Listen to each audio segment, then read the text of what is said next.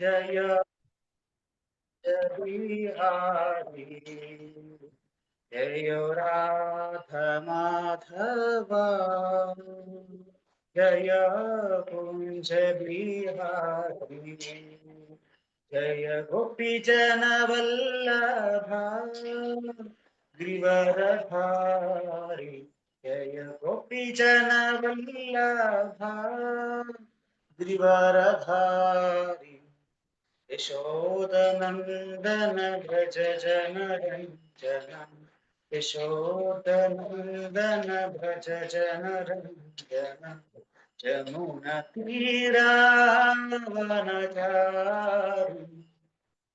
जमुनतीरावनचारि जय राधमाधवा जय बिहारी हरे कृष्णा कृष्ण कृष्ण हरे हरे हरे राम राम राम हरे हरे हरे कृष्णा कृष्ण कृष्ण हरे हरे हरे राम राम राम हरे हरे हरे कृष्ण कृष्ण कृष्ण हरे हरे हरे राम राम राम हरे हरे हरे कृष्ण कृष्ण कृष्ण हरे हरे हरे राम राम राम हरे हरे जय राधा माधव राधा माधव राधा जय राधा माधव राधा माधव राधा जय कृष्ण बलराम जय कृष्ण बलराम जय कृष्ण बलराम जय गौर हरि बोल हरि बोल हरि बोल जय गौर हरि बोल नमो विष्णुपाद परमहंस परिव्रजकाचार्य अष्टोत्तर श्रीमद् अद्वैतचरणारविंद दिव्यदंड स्वामी श्रील प्रभुपाद की जय श्रीमद् भागवतम की जय गौड़ी वैष्णव वृंद की जय ओम अज्ञानतिमिरान्धस्य ज्ञानाञ्जनशलाकयां चक्षुर्मीलितं येन तस्मै श्रीगुरवे नमः श्रीचैतन्यमनोभीष्टं स्थापितं येन भूतले स्वयं रूपकथामख्यं ददाति सुपदान्तिकम् वन्देऽहं श्रीगुरो श्रीयुतपदकमलं श्रीगुरुं वैष्णवांश्च श्रीरूपं सागरजातं सहगणरघुनाथान्वितं तं सजीवं साद्वैतं सावधूतं परिजनसहितं कृष्णचैतन्यदेवं श्रीराधा कृष्णपादान् सहगणललिता श्रीविशाखान्वितांशां हे कृष्ण करुणा सिंधो दीनबन्धु जगत्पते गोपेश गोपिकान्त राधाकान्त नमोऽस्तुते तप्तकाञ्चन गौरांगी राधे वृंदावनेश्वरी वृषभानुसुते देवी प्रणमामि हरिप्रिये जय श्री कृष्ण चैतन्य प्रभु नित्यानंद श्री अद्वैत गदाधर श्रीवासादि गौर भक्तवृंद हरे कृष्ण कृष्ण कृष्ण हरे हरे हरे राम राम राम हरे हरे എല്ലാ ഭക്തന്മാർക്കും എൻ്റെ സാദര പ്രണാമം. എല്ലാവർക്കും ഈ ഒരു പ്രഭാത ശ്രീമദ് ഭാഗവത ചർച്ചയിലേക്ക് സ്വാഗതം.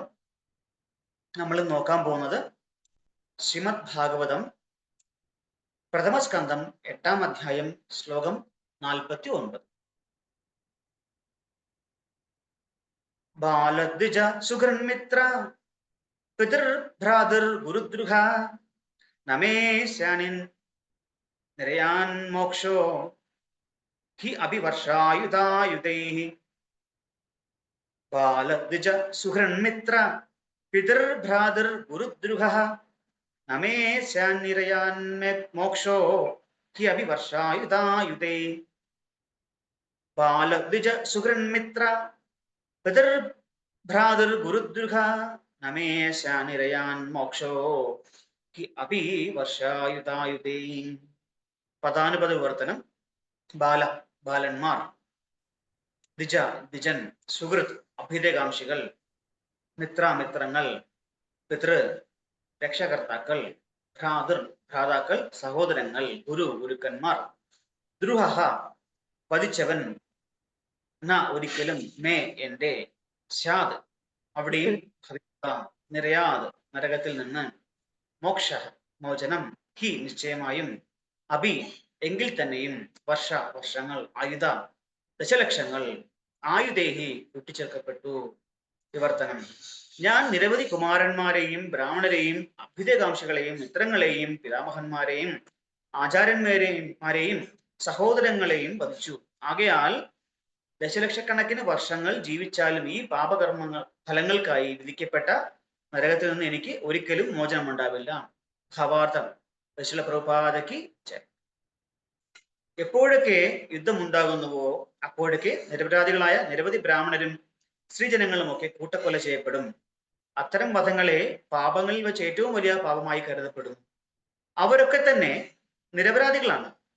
ഏത് സാഹചര്യത്തിലായാലും അവരുടെ വധം നിരുദ്ധമെന്ന് ധർമ്മശാസ്ത്രങ്ങളിൽ അനുശാസിക്കപ്പെടുന്നു. ഈ കൂട്ടക്കൊലയെ കുറിച്ച് മഹാരാജാവ് യുധിഷ്ഠിരന് ബോധ്യമുണ്ട്. അതേപോലെ ബന്ധുക്കളും മിത്രങ്ങളും രക്ഷകർത്താക്കളും ആചാര്യന്മാരും ഇരുപക്ഷത്തും ഉണ്ടായിരുന്നു. അവരെല്ലാം തന്നെ വധിക്കപ്പെട്ടു. അത്തരം വധത്തെക്കുറിച്ച് ചിന്തിക്കുന്നത് പോലും അദ്ദേഹത്തിന് അസഖ്യമാകും. ആകയാൽ അദ്ദേഹം അസംഖ്യം വർഷങ്ങൾ നരകത്തിൽ വസിക്കപ്പെടേണ്ടതിനെ കുറിച്ച് ആലോചിച്ച് വ്യാകുലപ്പെടുന്നു. ഓം നമോ ഭഗവതേ വാസുദേവായ. ഓം നമോ ഭഗവതേ വാസുദേവായ. ഓം നമോ ഭഗവതേ വാസുദേവായ. നാരായണം നമസ്കൃത്യ നരം ചൈവ നരോത്തമം ദേവീം സരസ്വതീം വ്യാസം തതോ ജയമുദ്രയേ. അഷ്ടപ്രായേഷു ഭദ്രേഷു നിത്യം ഭാഗവത സേവയാ ഭഗവതീരുത്തമ ശ്ലോകേ ഭക്തിർഭവതി നൈഷ്ടകീം. മുഖം കരോതി വാചാലം പങ്കും ലംഘയതേ ഗിരിം യത്കൃപാതമഹം വന്ദേ ശ്രീഗുരും ദീനതാരിണം പരമാനന്ദമാധവം ശ്രീ ചൈതന്യമീശ്വരം. നമുക്ക് ഈ ശ്ലോകത്തിലേക്ക് വരാം. പ്രഭാത് വളരെ മനോഹരമായിട്ട് ഇതിന്റെ പ്രഭാഷണമൊക്കെ തന്നിട്ടുണ്ട്. ഇതിൽ പ്രഭാത് പറയുന്നത് പ്രധാനമായിട്ടും എടുത്തു പറയുന്ന ശ്ലോകത്തിൽ പറയുന്നതാണ് ബാല ദ്വിജ സുഹൃന്മിത്ര പിതൃ ഭ്രാതൃ ഗുരു, ഇവരെയൊക്കെ വധിച്ച ആളാണ് ഞാൻ എന്ന് യുധിഷ്ഠിര മഹാരാജാവ് ചിന്തിച്ച് വ്യാകുലപ്പെടുകയാണ്. ശരിക്കും അദ്ദേഹം ഒരു രാജാവാണ് അല്ലെ? അപ്പോ അദ്ദേഹം ചെയ്യാത്ത, അത് വ്യക്തിപരമായിട്ട് ചെയ്യാത്ത കാര്യങ്ങൾ കൂടെ അദ്ദേഹം ഉത്തരവാദിയാണ്. കാരണം ഒരു രാജ്യത്ത് അധർമ്മം അല്ലെങ്കിൽ അത്യാചാരം നടക്കുമ്പോൾ അതിന്റെ പൂർണ്ണമായ ഉത്തരവാദിത്വം രാജാവിനാണ്. രാജാവിന് അതിന്റെ കർമ്മത്തിന്റെ പങ്കുണ്ട്.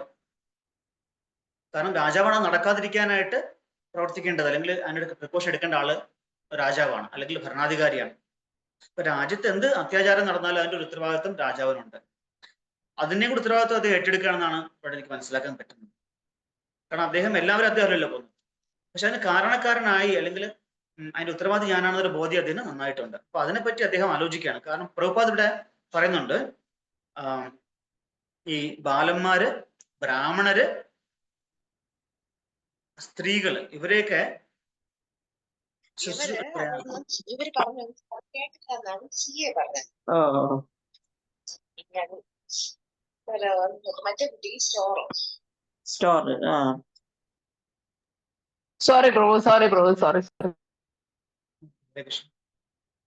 അപ്പോ പ്രഭുപാദ് ലെക്ചറിൽ പറയുന്നുണ്ട്, ബാലന്മാരെ, സ്ത്രീകളെ, ബ്രാഹ്മണരെ ഇതൊക്കെ നമ്മൾ സംരക്ഷിക്കേണ്ടത് വൈദിക സംസ്കാരത്തിന്റെ ഒരു ഭാഗമാണ്. അല്ലെങ്കിൽ വൈദിക സംസ്കാരമാണ് സ്ത്രീകളെയും കുട്ടികളെയും ബ്രാഹ്മണരെയൊക്കെ സംരക്ഷിക്കേണ്ടത്. കാരണം താരതമ്യേന ഇവരൊക്കെ എന്താ പറയാ, ഫിസിക്കലി അല്ലെങ്കിൽ ഭൗതികമായിട്ടുള്ള കുറച്ച് എന്താ പറയാ പ്രൊട്ടസ്റ്റ് ചെയ്യാൻ അല്ലെങ്കിൽ എതിർത്ത് നിൽക്കാൻ ശക്തി കുറഞ്ഞ ആൾക്കാരാണ് പ്രായോഗികമായിട്ട്. ഇപ്പൊ അങ്ങനെ പറയാൻ പാടില്ല, എങ്കിലും പറയാണ്. ഒരു പുരുഷൻ അല്ലെങ്കിൽ ഒരു യുവാവ് അല്ലെങ്കിൽ പുരുഷനുള്ള ഒരു ഫിസിക്കൽ ശക്തിയൊന്നും, ഭൗതികമായിട്ടുള്ള ശാരീരികമായ ശക്തിയൊന്നും ഇവർക്ക് ഈ പറഞ്ഞ ആൾക്കാർക്ക് കുറവാണ്. ബ്രാഹ്മണരൊന്നും പൊതുവെ ആ ഒരു ആയോധന റയറായിട്ടുണ്ട്, നമ്മുടെ മഹാഭാരതത്തിൽ നമ്മൾ കാണുന്നുണ്ട്. ബ്രാഹ്മണര് ആ ഒരു ഫിസിക്കൽ സ്ട്രെങ്ത് ഉള്ള ആൾക്കാർ. പക്ഷെ പൊതുവെ അവര് സാത്വികമായിട്ടും സമാധാനപരമായിട്ടും ഒക്കെ ജീവിക്കുന്ന, അല്ലെങ്കിൽ വളരെ സാധുക്കളായിട്ട് ജീവിക്കുന്ന ആൾക്കാരാണ്, സാധുക്കളാണ് ശരി. അപ്പൊ ഇവർക്കൊന്നും ആരെ അങ്ങനെ പ്രൊട്ടസ്റ്റ് ചെയ്യണോ എതിർക്കാനൊന്നും ശക്തി താരതമ്യേന കുറവായിരുന്നു. അത് നമ്മളിപ്പോ സംസാരിക്കുന്നത് ഇത്രയും വർഷങ്ങൾക്ക് മുമ്പുള്ള ഒരു സിറ്റുവേഷൻ കൂടെയാണെന്ന് പറയണം. ഇപ്പോഴും അതിന് വലിയ മാറ്റമൊന്നും വന്നിട്ടില്ല. നമുക്ക് സംരക്ഷിക്കാൻ തന്നെ വേണം അവരെയൊക്കെ. അപ്പൊ പ്രഭാത് പറയുന്നത് ബാലന്മാര് ദ്വിജന്മാര് എന്ന് വെച്ചാല് ദ്വിജന്മാരൊക്കെ പ്രഭാതിവിടെ പ്രത്യേകിച്ച് എടുത്ത് പറയുന്നുണ്ട്. നമോ ബ്രഹ്മണ്യദേവായ ഗോ ബ്രാഹ്മണ ഹിതായ ജഗത് ഹിതായ കൃഷ്ണായ ഗോവിന്ദായ നമോ. അപ്പൊ അതില് ഭഗവാന് പ്രിയപ്പെട്ടതാണ് ബ്രാഹ്മണൻ, ഗോക്കള്. അപ്പൊ ഗോക്കളെയും ബ്രാഹ്മണരെയും പ്രത്യേകിച്ച് അവിടെ നമ്മൾ സംരക്ഷിക്കുമ്പോൾ അതിലൂടെ ഭഗവാന്റെ കൃപ നമുക്ക്. അപ്പൊ ഒരു ചോദ്യം ഇപ്പം ഇപ്പോഴത്തെ ഒരു ചിന്താഗതി വരുമല്ലോ, എന്താ പറയാ, യുക്തിപരമായിട്ട് അല്ലെങ്കിൽ നമ്മുടെ ഒരു കമ്മ്യൂണിസ്റ്റ് ചിന്താഗതിയൊക്കെ വരുമ്പോൾ നമ്മൾ ചോദിക്കുന്നതാണ്, അതെന്ത് ബ്രാഹ്മണർക്ക് മാത്രം എന്തോ കൊമ്പുണ്ടോ എന്നൊരു ചോദ്യം വരും അല്ലെ? പശുവിനെന്തോ, പശുവിന് കൊമ്പുണ്ട് അത് ചോദിക്കാൻ പറ്റില്ല, എങ്കിലും പശുവിന് എന്താ പ്രത്യേകത എന്ന് ചോദിക്കാം. പശു എന്ന് പറയുന്നത് നമ്മുടെ സംസ്കാരത്തിന്റെ ഭാഗമാണ്. നമ്മുടെ ഒരു മാതാവായിട്ട് തന്നെയാണ് ഈ പശുവിനെ കാണുന്നത്. കാരണം നമ്മൾ പശുവിന്റെ പാല് ആണ് കുടിക്കുന്നത് അല്ലെ? ഏകദേശം ജനിച്ച അമ്മയുടെ പാല്, മുലപ്പാല് നിർത്തിയാൽ പോലും നമ്മൾ എത്രയോ വയസ്സ് വരെ നമ്മൾ ഈ മാതാവിനെ അതിന് മാത്രമല്ല, നമ്മൾ വളർന്നു കഴിഞ്ഞാലും അല്ലെ, ഒരാൾ ജനിക്കുന്ന മുതൽ അയാളുടെ മരിക്കുന്ന നമ്മുടെ സഞ്ചയനക്രിയ കാണുമ്പോൾ മരണക്രിയകളിൽ പോലും, മരണാന്തര ക്രിയകളിൽ പോലും ഈ പാലിന്റെ ഉപയോഗമുണ്ട് അല്ലെ? ഈ അസ്ഥി സഞ്ചയനത്തിന് അസ്ഥി ഒക്കെ കഴുകിയെടുക്കാൻ ഇതൊക്കെ ഉപയോഗിക്കുന്നുണ്ട്. അപ്പോ ജനിക്കുന്ന മുതൽ മരിക്കുന്നവരെ നമ്മൾ ഡിപ്പെൻഡ് ചെയ്യുന്ന ഒരു, അല്ലെ, ആശ്രയിക്കുന്ന ഒരു ഇതാണ് നമ്മുടെ ഗോമാതാവ്, പശു അല്ലെ? അപ്പൊ പശുവിന് മാത്രം എന്താണ് എല്ലാ പാലും കുടിക്കുന്നില്ലേ എന്ന് ചോദിക്കുമ്പോ ചോദ്യം വരും, എന്താണ് പശുവിന്റെ പാൽ മാത്രമേ കുടിക്കാൻ പാടുള്ളൂ എന്നാണ് ശാസ്ത്രം പറയുന്നത്. എരുമപ്പാലോ അല്ലെ ഒട്ടകപ്പാലോ കുടിക്കാനായിട്ട് നമ്മുടെ വൈദ്യ സംസ്കാരം പറയുന്നില്ല, റെക്കമെൻഡ് ചെയ്യുന്നില്ല. അതുകൊണ്ട് തന്നെ ഈ പശുവിന്റെ പാല് ആജീവനാന്തം അല്ലെ മരണാനന്തരം പോലും നമ്മൾ ഉപയോഗിക്കുമ്പോൾ അത് മാതാവ് തന്നെയാണ് അല്ലെ? യുക്തിപരമായിട്ട് ചിന്തിച്ചാലും നമുക്കത് മനസ്സിലാവും. ചിന്തിക്കണം, പക്ഷെ അല്ലെ വെറുതെ കുറ്റം പറയുക അല്ലെങ്കിൽ കുറ്റം ആരോപിക്കുകയോ ചെയ്യുകയല്ല വേണ്ടത്. പഠിച്ചിട്ട് വിമർശിക്കണം. ഇത് ആരും പഠിക്കാറില്ല സാധാരണ. അങ്ങനെ പണ്ട് കാലത്ത് നമ്മുടെ അനുഭവത്തിലുണ്ട്. ഈ അടുത്ത കാലങ്ങളിൽ തന്നെ, അല്ലെങ്കിൽ 50 കൊല്ലത്തിന് മുമ്പ് തന്നെ ഇതൊക്കെ വിമർശിക്കാനായിട്ട് പഠിക്കാൻ പോയ ആൾക്കാരുണ്ട്. അവരൊക്കെ എന്താ പറയാ, ആധ്യാത്മികമായിട്ട് വളരെയധികം പുരോഗമിച്ച ആൾക്കാരായിട്ട് മാറുകയാണ്. അതെല്ലാം ഭൗതിക ചിന്തകളെല്ലാം വിട്ട് ആധ്യാത്മിക ഗുരുക്കന്മാരായിട്ടുണ്ട് പല ആൾക്കാരും. നമ്മുടെ കേരളത്തിൽ തന്നെ പല ആൾക്കാരും അങ്ങനെ ആയിട്ടുണ്ട്. അപ്പോ പഠിക്കണം, ഇത് പഠിക്കുന്നത് വിമർശിക്കരുത്. പഠിച്ച ശേഷം വിമർശിക്കും. അതാണ് അതിന്റെ രീതി.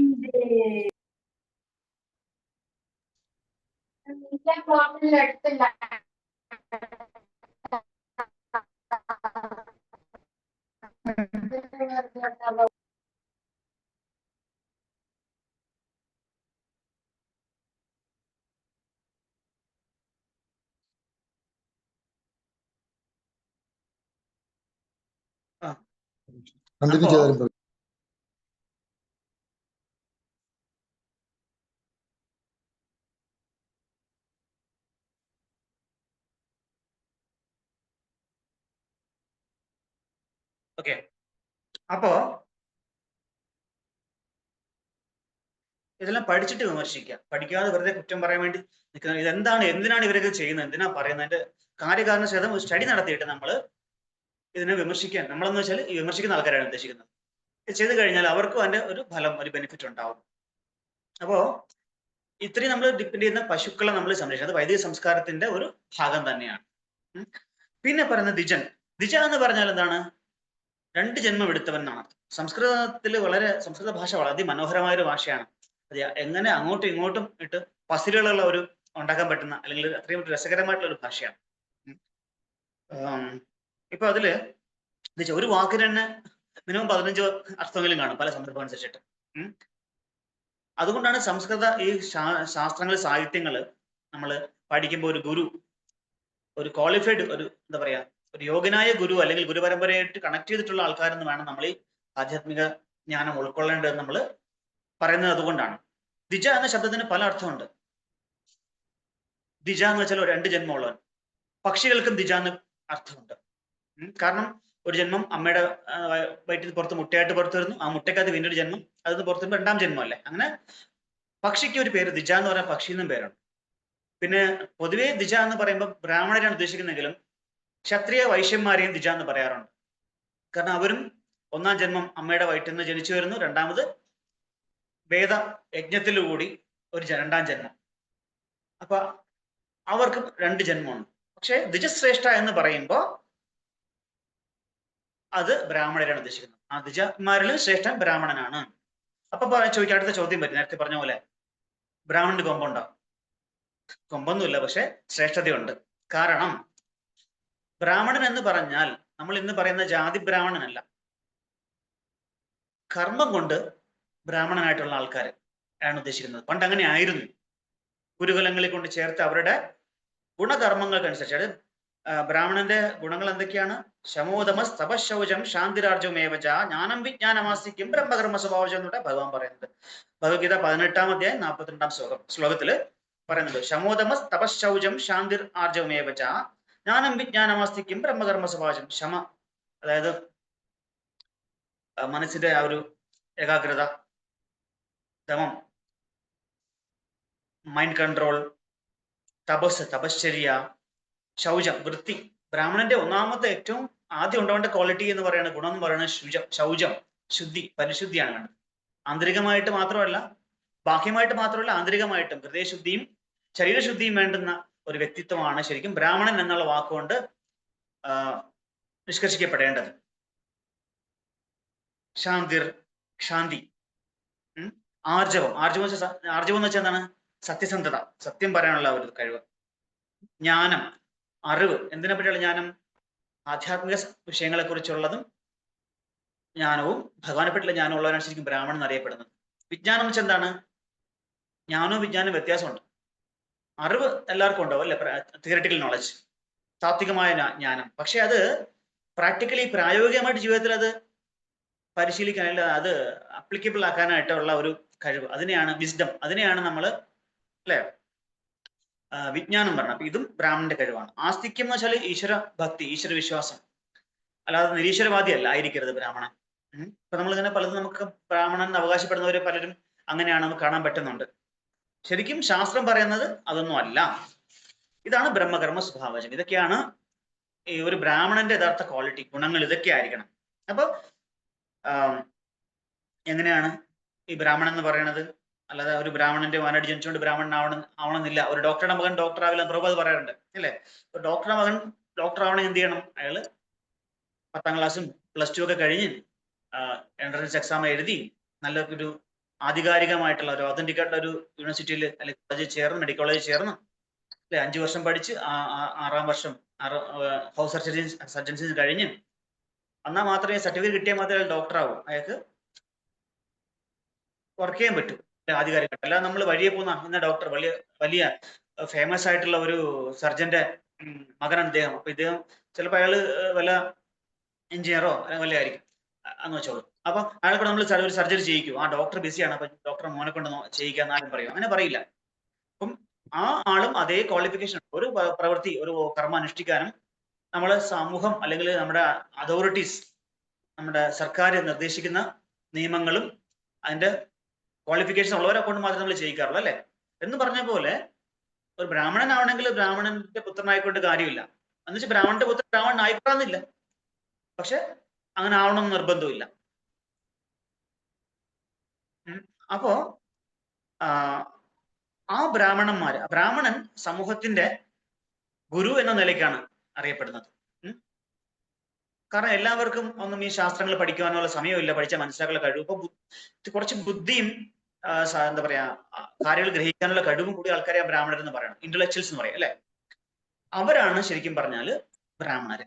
അവരിതൊക്കെ പഠിച്ച് മനസ്സിലാക്കിയിട്ട് അവരുടെ ജീവിതം ഇത് തന്നെയാണ് അല്ലെ? യജനം, യാചനം, പഠനം, പഠനം, ഇതൊക്കെയാണ് അവരുടെ കർമ്മം. യജ്ഞം ചെയ്യുക, യജ്ഞം ചെയ്യിക്കുക, ശാസ്ത്രങ്ങൾ പഠിക്കുക, പഠിപ്പിക്കുക, ഇതൊക്കെയാണ് അവരുടെ കർമ്മങ്ങൾ. അപ്പൊ ഇവരിതൊക്കെ അനുഷ്ഠിച്ച് മറ്റുള്ളവർക്ക് പറഞ്ഞു കൊടുക്കുക എന്നാണ്. അപ്പൊ എന്തായി? അവര് സമൂഹത്തിന്റെ ഗുരുവായി. പക്ഷെ ഇപ്പൊ നമ്മൾ കാണുന്ന ക്ഷേത്രങ്ങളിൽ ഇരുന്ന ശാന്തിക്കാരോ ആരായാലും ശരി തന്നെ, അവർ ചെയ്യേണ്ട എന്താണ്? വരുന്ന ആൾക്കാരെ ഭഗവാനെ പറ്റി പറഞ്ഞു കൊടുത്ത് ഭഗവാനിലേക്ക് അടുപ്പിക്കുക എന്നുള്ള ഒരു ഇതാണ് അവരുടെ ധർമ്മം. പക്ഷെ അവരെന്താ ചെയ്യുന്നത്?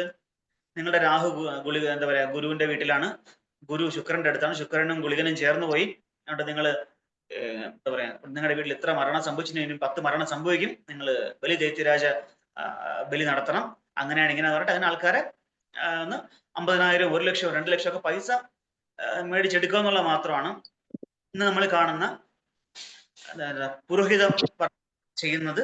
എല്ലാവരും അങ്ങനെ അല്ലെങ്കിൽ പോലും അങ്ങനെ ചെയ്യുന്നവരാണ് അധികവും. നമുക്ക് തന്നെ ജനറലൈസ് ചെയ്യാൻ പാടില്ല, എങ്കിലും അങ്ങനെ ചെയ്യുന്ന ആൾക്കാരെ എനിക്ക് നേരിട്ട് അറിയാം, അങ്ങനെ ചെയ്യുന്ന ആൾക്കാരെ കണ്ടിട്ടുണ്ട് ഞാൻ.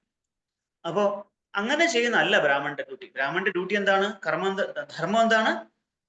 ശാസ്ത്രം പഠിക്കുകയും ഭഗവത് ശാസ്ത്രം മനസ്സിലാക്കുകയും മറ്റുള്ളവർക്ക് അതേപോലെ പറഞ്ഞ് മനസ്സിലാക്കി അവരെ ഭഗവാനിലേക്ക് എത്തിക്കുകയും ചെയ്യുന്നുള്ളതാണ് അവരുടെ ധർമ്മം.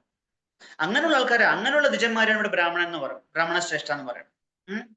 ഈ വർണ്ണാശ്രമ ധർമ്മം എന്ന് പറയുന്നത് വർണ്ണാശ്രമങ്ങൾ സൃഷ്ടിച്ചതിന് വേണ്ടി തന്നെയാണ്. ശ്രീമദ് ഭഗവത് അത പുംഭിർ ദ്വിജശ്രേഷ്ഠാ വർണ്ണാശ്രമ വിഭാഗശ സ്വാനിഷ്ഠിതസ്യ ധർമ്മസ്യ സംസിദ്ധിർ ഹരിദോഷണം. ഈ വർണ്ണങ്ങളുടെയും ആശ്രമങ്ങളുടെയും ഒക്കെ ലക്ഷ്യം എന്താണ്? പുംഭിർ മനുഷ്യജന്മം എടുത്തിട്ടുള്ള എന്താ പറയാ ദ്വിജശ്രേഷ്ഠ, ഈ മനുഷ്യജന്മത്തിലുള്ള കുംഭിർ എന്നുവെച്ചാൽ മനുഷ്യർ എന്താണ്? ഈ വർണ്ണാശ്രമ വിഭാഗശ അവരുടെ വർണ്ണ ആശ്രമം എന്നുള്ള ഒരു തരംതിരിവ്. അപ്പൊ എല്ലാവരും പറയും ഈ ഇന്ത്യയിൽ മാത്രമേ ഉള്ളൂ ജാതി തിരിവ് എന്നൊക്കെ. ജാതി അല്ല, ആദ്യം മനസ്സിൽ ജാതി അല്ല, ഇതൊരു വർണ്ണമാണ്. വർണ്ണം എന്ന് പറഞ്ഞാൽ ക്ലാസിഫിക്കേഷൻ ആണത്. ഒരു സമൂഹത്തിന്റെ നല്ല നടത്തിപ്പിന് വേണ്ടിയിട്ടുള്ള ഒരു ശാസ്ത്രീയമായിട്ടുള്ള ഒരു ക്ലാസിഫിക്കേഷൻ അല്ല, തരംതിരിവ് മാത്രമാണ്. അല്ലാതെ ഇന്ന ആള് വലുതാണ് ഇന്ന ആള് ചെറുതാണ് അങ്ങനെയല്ല. ഒരു എന്താ പറയാ, ഒരു മേശയുടെ 4 കാലും ആ മേശ അല്ലെങ്കിൽ ആ ഒരു കട്ടില് നേരെ നിൽക്കണമെങ്കിൽ 4 കാലും പ്രധാനമാണ് അല്ലെ. ഒന്ന് ഒടിച്ചു കളഞ്ഞ് ആവശ്യമില്ല ഒടിച്ചു കളയാൻ പറ്റും? അങ്ങനെ പറ്റില്ല. 4 ഉണ്ടെങ്കിൽ മാത്രമേ ഇത് നമുക്ക് അതിന്റെ ഒരു ഉപയോഗം നമുക്ക് വരത്തുള്ളൂ, ഉപയോഗിക്കാൻ പറ്റുള്ളൂ നമുക്ക് ശരിയായ രീതിയിൽ. അപ്പോ ബ്രാഹ്മണ ക്ഷത്രിയ വൈശ്യ ഇത് 4ഉം ഒരു സമൂഹത്തിന്റെ 4 കാലുകളോ അല്ലെ 4 തൂണുകൾ പോലെയാണ് അല്ലെ. അത് പൊട്ടിച്ചു കളഞ്ഞാൽ നമുക്കത് ബാലൻസ് നിൽക്കില്ല. അപ്പോ ഓരോ ബ്രാഹ്മണർക്കും ക്ഷത്രിയർക്കും വൈശ്യർക്കും ശൂദ്രർക്കും ഓരോ ധർമ്മം പറയുന്നുണ്ട്. ഭഗവാൻ തന്നെ ഗീതയിൽ പറയുന്നുണ്ട്, ബ്രാഹ്മണ ക്ഷത്രിയ വിഷാം ശൂദ്രാണാം ച പരന്തപ കർമാണി പ്രയുഭക്താനി സ്വഭാവ പ്രഭാവീർ ഗുണേ. ഭഗവത്ഗീത 18:41. എന്താണ് ബ്രാഹ്മണ ക്ഷത്രിയ വിഷാം ശൂദ്ര? അങ്ങനെ 4 തരത്തിലുള്ള എന്താ പറയാ വിഭാഗങ്ങളുണ്ട്. കർമാണി പ്രയുഭക്താനിഹി, എന്തിന്റെ അടിസ്ഥാനത്തിലാണ് അവരെ വേർതിരിച്ചിട്ടുള്ളത്? കർമ്മത്തിന്റെയും സ്വഭാവ പ്രഭാവീർ ഗുണേഹി, അവരുടെ സ്വഭാവം, അവരുടെ ഗുണം, അവരുടെ കർമ്മം, ഇതിനെയൊക്കെ അനുസരിച്ചിട്ടാണ് പണ്ട് കാലങ്ങളിൽ ഗുരുകുലത്തിൽ പോകുമ്പോൾ കുട്ടികളെ, ഈ ബാലന്മാരെ അവരുടെ ഗുണങ്ങൾ മനസ്സിലാക്കി അവർ ഏതാണ് ടേസ്റ്റ്, അവരുടെ നൈപുണ്യം ഏതിലാണെന്ന് നോക്കിയിട്ട് മാത്രമാണ് അവരെ ഓരോ ട്രെയിനിങ് കൊടുത്ത് ഓരോ ലെവലിലേക്ക് എത്തിക്കുക. അല്ലാതെ എല്ലാവരെയും ഒരേ എഡ്യൂക്കേഷൻ അല്ല കൊടുക്കുക. പലർക്കും അവരുടെ ക്വാളിറ്റി അനുസരിച്ചിട്ടുള്ള ജനറൽ ആയിട്ടുള്ള എഡ്യൂക്കേഷൻ ഒരുപോലെ കൊടുത്തിട്ട് അവരുടെ ടാലൻസ് എന്താണെന്ന് കണ്ടെത്തി അതനുസരിച്ചുള്ള വിദ്യാഭ്യാസം പണ്ട് കൊടുത്തുകൊണ്ടിരുന്നത് നമ്മുടെ ഗുരുകുലങ്ങളിൽ. ആ ഗുരുകുലങ്ങൾ നശിച്ചോടുകൂടിയാണ് നമ്മുടെ ഭാരത സംസ്കാരം ഇത്രയും അധപ്പതിക്കാനുള്ള ഒരു സാഹചര്യം ഉണ്ടായത്. അപ്പോ ഈ വർണ്ണാശ്രമ ധർമ്മം എന്തിനാണെന്ന് വെച്ചാൽ സമൂഹത്തിൽ നല്ല നടത്തിപ്പിലാണ്. അൾട്ടിമേറ്റ്ലി എന്താണ്? സംസിദ്ധിർ ഹരിദോഷണം. ഹരി പരമപുരുഷനായിട്ടുള്ള ഭഗവാനെ തൃപ്തിപ്പെടുത്താൻ ഉള്ള ആ ധർമ്മത്തിലേക്ക് എത്തണം എന്ന് വെച്ചാൽ പൂർണ്ണമായ കൃഷ്ണാബോധത്തിലെത്തി ഭഗവാനെ ശരണം പ്രാപിച്ച് ഭഗവത് ധാമത്തിലേക്ക് ഈ ജന്മമരണ ചക്രങ്ങളിൽ നിന്ന് പുറത്തു വന്ന് ഭഗവാനിലേക്ക് പോകാനുള്ള ഒരു മാർഗം. ഇതിനു വേണ്ടിയാണ് ശരിക്കും പിന്നെ വർണ്ണാശ്രമങ്ങൾ ഉണ്ടാക്കി വെച്ചിട്ടുള്ളത്. അല്ലാതെ ഒരു വേർതിരിവിനോ അല്ലെങ്കിൽ സമൂഹത്തിൽ സ്പർദ്ധ ഉണ്ടാക്കുവാനോ ഒന്നുമല്ല, ഛിദ്രം ഉണ്ടാക്കാനോ ഒന്നുമല്ല. അപ്പോ അടുത്തത് ഇവിടെ ബ്രാഹ്മണന്റെ കർമ്മം നമ്മൾ ധർമ്മം പറഞ്ഞു. അടുത്തത് ക്ഷത്രിയന്റെ ശൗര്യം തേജോ ധൃതിദ്രാക്ഷ്യം യുദ്ധേ ചാപി പലായനം ദാനം ഈശ്വരഭാവശ്ച ശാസ്ത്രം കർമ്മ സ്വഭാവച്ച. അപ്പൊ ഇതാണ് ശൗര്യം, തേജസ്, ആ ഒരു ധൃതി, ഒരു എന്താ പറയാ ധൈര്യം, കാര്യങ്ങളെ നേരിടാനുള്ള ഒരു ദാക്ഷ്യം, കാര്യങ്ങളെ നേരിടാൻ ആ സമയത്തിന് അനുസരിച്ചുള്ള തീരുമാനം എടുക്കാനുള്ള ഒരു പ്രായോഗികത. യുദ്ധേ ചാപി അപലായനം, യുദ്ധം വരുമ്പോൾ പേടിച്ച് ഓടുന്നതല്ല, അതിനെ നേരിടുക. യുദ്ധം എന്ന് വെച്ചാൽ നമ്മുടെ ജീവിതത്തിലും പല ഇതുപോലത്തെ സന്ദർഭങ്ങൾ വരുമ്പോഴും അതിനെയൊക്കെ സിറ്റുവേഷൻ നേരിടുക ധൈര്യമായിട്ട്. അതൊക്കെയാണ് ഒരു ക്ഷത്രിയൻ എന്ന് പറയുന്ന വ്യക്തിത്വം, എന്താ പറയുക, ഒരു ആളെ പറയാൻ പറ്റും നമുക്ക്. ദാനം ഈശ്വര ഭാവശ്ച, മറ്റുള്ളവർക്ക് ദാനം കൊടുക്കണം, ഈശ്വര ചിന്ത ജീവിക്കണം. പിന്നെ ഇതൊക്കെയാണ് ശാസ്ത്രകർമ്മം. ഭഗവാൻ തന്നെ പറയണം. കൃഷി ഗോരക്ഷ വാണിജ്യം വൈശ്യകർമ്മ സ്വഭാവശം. അപ്പൊ കൃഷിക്കാരുടെ കൃഷിയും ഗോരക്ഷ അവിടെയും വരുന്നുണ്ട്, ഗോരക്ഷ അല്ലെ, ഗോരക്ഷ വാണിജ്യം, ഇതൊക്കെയാണ് എന്താ പറയാ വൈശ്യരുടെ കർമ്മം. ഇവർ ഈ മൂന്ന് വിഭാഗത്തിലുള്ള ആൾക്കാരെയും വേണ്ടവണ്ണം പരിചരിക്കുക എന്നുള്ളതാണ് ഒരു ശൂദ്രന്റെ കടമ. ശൂദ്രന് പോയിട്ട് യജ്ഞം ചെയ്യുമെന്ന് ചെയ്യേണ്ട ആവശ്യമില്ല. ഈ മൂന്ന് ആൾക്കാരെയും, മൂന്ന് വിഭാഗത്തിലുള്ള ആൾക്കാരെയും വേണ്ടവണ്ണം വിദ്യാവണ്ണം സേവിച്ചാൽ തന്നെ ഇവർക്ക് മോക്ഷം ഉറപ്പാണെന്നാണ് ശാസ്ത്രങ്ങൾ പറയുന്നത്. അത് സാധാരണ ജനറലൈസ് ആയിട്ട് പറഞ്ഞ കാര്യമാണ്. ഭക്തിയിലേക്ക് വരുമ്പം അല്ലെങ്കിൽ കൃഷ്ണാബോധത്തിൽ വരുമ്പോൾ ഇതൊക്കെ മാറ്റം വരും. കാരണം പ്രഭുപാദ് പറയുന്നുണ്ട്, നമുക്ക് പലതരത്തിലുള്ള കടങ്ങളുണ്ട് അല്ലെ. ദേവർഷി ഭൂതാപ്ത നൃണം പിതൃണ്ണാം നകിങ്കരോ നായം ഋണീച രാജൻ സർവാത്മന ശരണം ശരണ്യം ഗതോ മുകുന്ദം പരിഹൃത്യ കർത്തം. പ്രഭുപാദ് പറയുന്നു, നമ്മൾ ഓരോ ജനിക്കുന്ന മനുഷ്യർക്കും, മൃഗങ്ങൾക്കൊന്നും ഇല്ല, അവർക്ക് ആരോടും കടപ്പാടൊന്നുമില്ല, അവർക്ക് പ്രത്യേകിച്ചൊരു ധർമ്മമോ അല്ലെങ്കിൽ എന്താ പറയാ ഈ ഒരു കർമ്മബന്ധനങ്ങളൊന്നും പ്രത്യേകിച്ച് അവർക്ക് ബാധകമല്ല. കാരണം മനുഷ്യന് വിശേഷ ബുദ്ധി എന്ന ഒരു കാര്യം ഉള്ളതുകൊണ്ട് അല്ലെ, ധർമ്മേനഹീനോ അധികോ വിശേഷോ അല്ലെ, ധർമ്മം എന്ന സാധനം അധികമായിട്ട് മനുഷ്യനുണ്ട്. അതുകൊണ്ടാണ് മനുഷ്യൻ ഈ കർമ്മങ്ങളും ഈ നിയമങ്ങളൊക്കെ ബാധകമായിട്ടുള്ളത് അല്ലെ.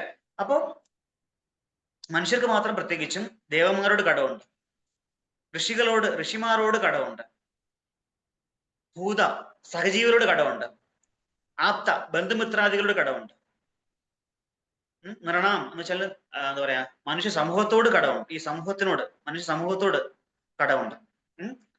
ഈ തരത്തിലുള്ള കടങ്ങൾ അല്ലെ. നമ്മൾ എങ്ങനെയാണ് ദേവന്മാരോട് കടപ്പെട്ടിരിക്കുന്നത്? ദേവന്മാരാണ് നമുക്ക് അല്ലെ പഞ്ചഭൂതമായിട്ടും, അല്ലെങ്കിൽ നമ്മുടെ ശരീരത്തിന് അടിസ്ഥാനമായിട്ടുള്ള പഞ്ചഭൂതങ്ങൾ തന്നെ അല്ലെ, അതിന്റെ അതിദേവതകളുണ്ടല്ലോ അല്ലെ. അതുപോലെ തന്നെ നമുക്ക് വെളിച്ചം കിട്ടുന്നു, സൂര്യനില്ലാതെ നമുക്കൊന്നും നടക്കില്ല ഈ ലോകത്തല്ലേ. നമുക്ക് ആഹാരം കിട്ടുന്നത് എല്ലാത്തിനും അടിസ്ഥാനം സൂര്യൻ തന്നെയാണ്. അപ്പൊ സൂര്യന്റെ, അത് മാത്രമല്ല ഈ ഭൂമിയുടെ കാലാവസ്ഥയും ഋതുക്കളും ഒക്കെ ഇങ്ങനെ നിൽക്കുന്നത് കാരണം എന്താണ്? സൂര്യൻ തന്നെയാണ്. ആ സൂര്യൻ സ്വന്തം സൂര്യന്റെ ആ ഒരു ഭ്രമണപഥത്തിൽ നിന്ന് കുറച്ചെങ്കിലും അങ്ങോട്ടോ ഇങ്ങോട്ടോ അനങ്ങിയാൽ അതിശൈത്യം വരും, അല്ലെങ്കിൽ അതിയായിട്ടുള്ള ഉഷ്ണം വരും, അങ്ങനെ മൊത്തം നശിച്ചു പോകും. അങ്ങനത്തെ ഒരു അവസ്ഥ ഉണ്ടാവും. അപ്പോൾ ആ സൂര്യൻ ഇങ്ങനെ നമ്മളെ സംരക്ഷിച്ചുകൊണ്ട് പൊയ്ക്കൊണ്ടിരിക്കുകയാണ്, നമുക്ക് വേണ്ടതെല്ലാം പ്രൊവൈഡ് ചെയ്ത് തന്നുകൊണ്ടിരിക്കുകയാണ്. അപ്പൊ ആ സൂര്യദേവനെ നമ്മൾ കടപ്പെട്ടിരിക്കുന്നു.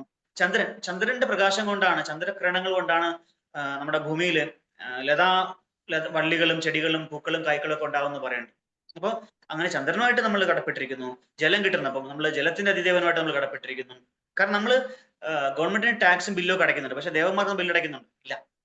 അവർ തരുന്ന സർവീസിന് നമ്മൾ സർവീസ് ടാക്സ് കൊടുക്കണം. അതാണ് സാധാരണ മനുഷ്യന്റെ രീതിയിൽ അത് കടപ്പെട്ടിരിക്കുന്നു എല്ലാവരും. അപ്പൊ നമ്മൾ പലതരത്തിലുള്ള ദേവന്മാരെ നമ്മൾ ആശ്രയിക്കുന്നുണ്ട്. പിന്നെ ഭൂതങ്ങൾ അല്ലെ, സഹജീവികൾ. നമുക്ക് സഹജീവികളുടെ ഒരു സഹായം നമുക്ക് ഒരു കാര്യം നടക്കില്ല. നമുക്ക് ഒറ്റയ്ക്ക് പോയിരിക്കാൻ കഴിയും. അപ്പൊ അങ്ങനെ പറ്റില്ല. മനുഷ്യനൊരു സാമൂഹ്യ ജീവിയാണ് അല്ലെ. അപ്പൊ അയാൾക്ക് മറ്റു സമൂഹത്തിലുള്ള വ്യക്തികളെ ഉൾക്കൊള്ളിച്ചുകൊണ്ട് വരെ സഹായത്തിലും പരസ്പര ധാരണയിലും മാത്രമേ മുമ്പോട്ട് പോകാൻ പറ്റൂ. അപ്പൊ നമുക്കറിയാം ഈ ചില ബാക്ടീരിയകൾ പോലും നമ്മളെ ബാക്ടീരിയ മുതൽ ഉയർന്ന തരത്തിലുള്ള ജീവികൾ പോലും നമ്മളെ സഹായിക്കുന്നുണ്ട് അല്ലെ. പ്രത്യേകതരം ബാക്ടീരിയസ് നമ്മുടെ വയറ്റിന്റെ ഉള്ളിലുള്ള ദഹന പ്രക്രിയകൾക്കൊക്കെ സഹായിക്കുന്നുണ്ട്. അതുപോലെ തന്നെ പാല് തയ്യാറാക്കണമെങ്കിൽ ബാക്ടീരിയസ് നമ്മൾ പഠിക്കുന്നുണ്ട് അല്ലെ. അതുപോലെ തന്നെ ഈ പൂക്കളിലും ഒക്കെ പരാഗണം നടന്ന് കായ്കളും ഫലങ്ങളും ഒക്കെ ഉണ്ടാവണമെങ്കിലും ഒക്കെ, വിത്തുണ്ടാവണമെങ്കിലും ഒക്കെ എന്താണ് ഈ ജീവികൾ സഹായിക്കുന്നുണ്ട്. അങ്ങനെ നമ്മളെ പലതരത്തിൽ നമ്മുടെ സഹജീവികൾ നമ്മളെ സഹായിക്കുന്നുണ്ട്. പിന്നെ മനുഷ്യ സമൂഹം അല്ലെ. നമുക്ക് ഒരാളെ ഇപ്പോഴത്തെ കാലത്ത് ആരെയും ഡിപ്പെൻഡ് ചെയ്യാതെ നമുക്ക് അങ്ങനെ വലിയ ബുദ്ധിമുട്ടാണ്. അങ്ങനെ ഒറ്റയ്ക്ക് ഇരിക്കാനൊന്നും പറ്റില്ല. സഹകരിച്ച് മാത്രമേ നമുക്ക് മുന്നോട്ട് പോകാൻ പറ്റൂ. അപ്പൊ ഇതിനെല്ലാം നമ്മൾ സ്വന്തം പിതൃക്കള്, നമുക്ക് ശരീരം തന്ന ആരാണ്? നമ്മുടെ അല്ലെ പൂർവികന്മാരാണ് അല്ലെ. പിതാവ് അവർ നമുക്ക് ശരീരം, അല്ലെങ്കിൽ ഇങ്ങനെ ഒരു കുലത്തിൽ ജനിക്കാൻ അവരോട് നമ്മൾ അതുമായിട്ട് നമ്മൾ കടപ്പെട്ടിരിക്കുന്നു. പൊതുവെയാണ് ഞാൻ പറയുന്നത്, പൊതുവെ മനുഷ്യന്മാർ ഇതെല്ലാം കടപ്പെട്ടിരിക്കുന്നു. പക്ഷേ ഇതിനൊരു എക്സെപ്ഷൻ ഉണ്ട്. കിങ്കരോണായം ഋണീജരാജൻ സർവാത്മനായ ശരണം ശരണ്യം ഗതോ മുകുന്ദം പരിഹൃത്യകർത്തം. അപ്പൊ എല്ലാവരുടെയും ആത്യന്തികമായ ശരണം അല്ലെങ്കിൽ അവലംബമായിട്ടുള്ള ആ ഭഗവാൻ ശ്രീകൃഷ്ണനെ ശരണം പ്രാപിച്ചു കഴിഞ്ഞാൽ, ഇവിടെ പറയുന്ന പേര് ഭഗവാൻ മുകുന്ദ എന്നാണ്. മുകുന്ദ എന്ന് പറഞ്ഞ വാക്ക്, എന്ന് പറഞ്ഞ മുക്തി എന്ന വാക്ക്, അതെന്നാണ് മുക്തി എന്ന വാക്ക് അല്ലെ. അപ്പോ മുക്തിദായകനായിട്ടുള്ള മുകുന്ദ, മുക്തി നൽകാൻ ഈ ഭൗതികമായ ജനന മരണ ചക്രങ്ങളിൽ നിന്ന് എന്താ പറയാ മുക്തി തരാൻ കഴിവുള്ളവൻ എന്ന അർത്ഥത്തിലാണ് ഭഗവാൻ മുകുന്ദ എന്ന് ഇവിടെ പറയാം. അപ്പൊ അങ്ങനെയുള്ള മുകുന്ദനെ ശരണം പ്രാപിച്ച് സർവാത്മന അല്ലെ, യാതൊരു കണ്ടീഷൻസിലുള്ള ഭഗവാനെ സർവാത്മന അല്ലെ. നമ്മളെ എന്താ പറയാ ഒരാളെ നമ്മളെ തോക്ക് ചൂണ്ടി നമ്മളെ ഹാൻഡ്സപ്പ് പറയുമ്പോൾ നമ്മൾ എങ്ങനെയാണ് കൈ പൊക്കുന്നത് അല്ലെ? വേറെ മാർഗമില്ല. അതേ രീതിയിൽ ഭഗവാൻ എനിക്കിനി വേറെ ഒന്നുമില്ല. എങ്ങനെയാണ് ദ്രൗപദി മാതാവ് എങ്ങനെയാണ് ഭഗവാൻ ശരണം പ്രാപിച്ച 2 കൈയും തൂക്കിട്ടല്ലേ? അതുപോലെ നമ്മൾ ഭഗവാന് ഒരു കണ്ടീഷൻസും ഇല്ല. ഭഗവാനെ എനിക്ക് നാളെ ഒരു 1000 ലോട്ടറി അടിച്ചാൽ ഞാൻ അമ്പലത്തിൽ വരാം, അല്ലെങ്കിൽ എനിക്ക് പ്രൊമോഷൻ കിട്ടിയാൽ ഞാൻ ഇത് ചെയ്യാം.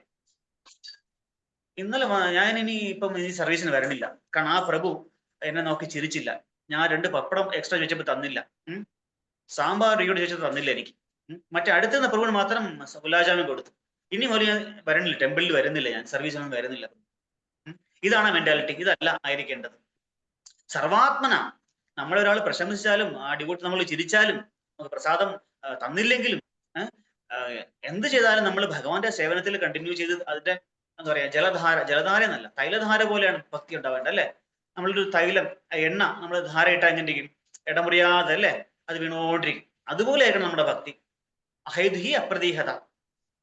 അങ്ങനെ ഒരു ശരണം നമ്മൾ ശരണ്യനായിട്ടുള്ള ഭഗവാന്റെ എല്ലാവരുടെയും അവലംബമായിട്ടുള്ള ഭഗവാനെ നമ്മൾ ശരണം പ്രാപിച്ചു കഴിഞ്ഞാൽ നമ്മളൊന്നും ഒരിക്കലും ഈ പറയുന്ന കടങ്ങൾ നമുക്ക് ബാധിക്കുന്നില്ല. അതിന്റെ അർത്ഥം നമ്മൾ ആരെ സഹായിക്കണമെന്നല്ല, നമ്മളെപ്പോഴും പറ്റുന്നതിൽ ശാസ്ത്രങ്ങൾ അനുശാസിക്കുന്ന വിധത്തിൽ ഗുരുക്കന്മാരുടെ ആചാര്യന്മാരുടെ എന്താ പറയുക ഉപദേശം അനുസരിച്ച് നമ്മൾ ഇവരെയൊക്കെ സഹായിക്കാം. പക്ഷെ നമുക്ക് അതിനോട്ടുള്ള ആ ഒരു പ്രത്യേകിച്ചുള്ള കടങ്ങളൊന്നും നമ്മൾ പിന്നെ ബാധിക്കില്ല. ഭഗവാന് അതായത് നമ്മുടെ ഇതെല്ലാം കർമ്മമാണല്ലോ. കർമ്മമാണ് കംപ്ലീറ്റ് നമ്മളെ കൊണ്ട് ഈ കാര്യങ്ങളൊക്കെ ചെയ്യുന്നതും കർമ്മബന്ധത്തിലായിട്ടാണ് നമ്മൾ ഇതിനെല്ലാം അടിമപ്പെടുന്നത്. ഇന്ദ്രഗോപമധവേന്ദ്ര അഹോസ്വകർമ്മ ബന്ധാനുരൂപ ഫലവാചനമാതനോതി കർമാണി നിർദഹതി കിന്തുജ ഭക്തിവാചാം ഗോവിന്ദമാദിപുരുഷം തമഹം ഭജാമി. അല്ലെ ബ്രഹ്മദേവൻ പറഞ്ഞല്ലേ, എല്ലാവരും കർമ്മത്തിൽ ബന്ധപ്പെട്ടിരിക്കുകയാണ്. അതുകൊണ്ടാണ് ഈ ജന്മം എടുക്കുന്നത്, ശരീരം കിട്ടുന്നത് തന്നെ അല്ലെ?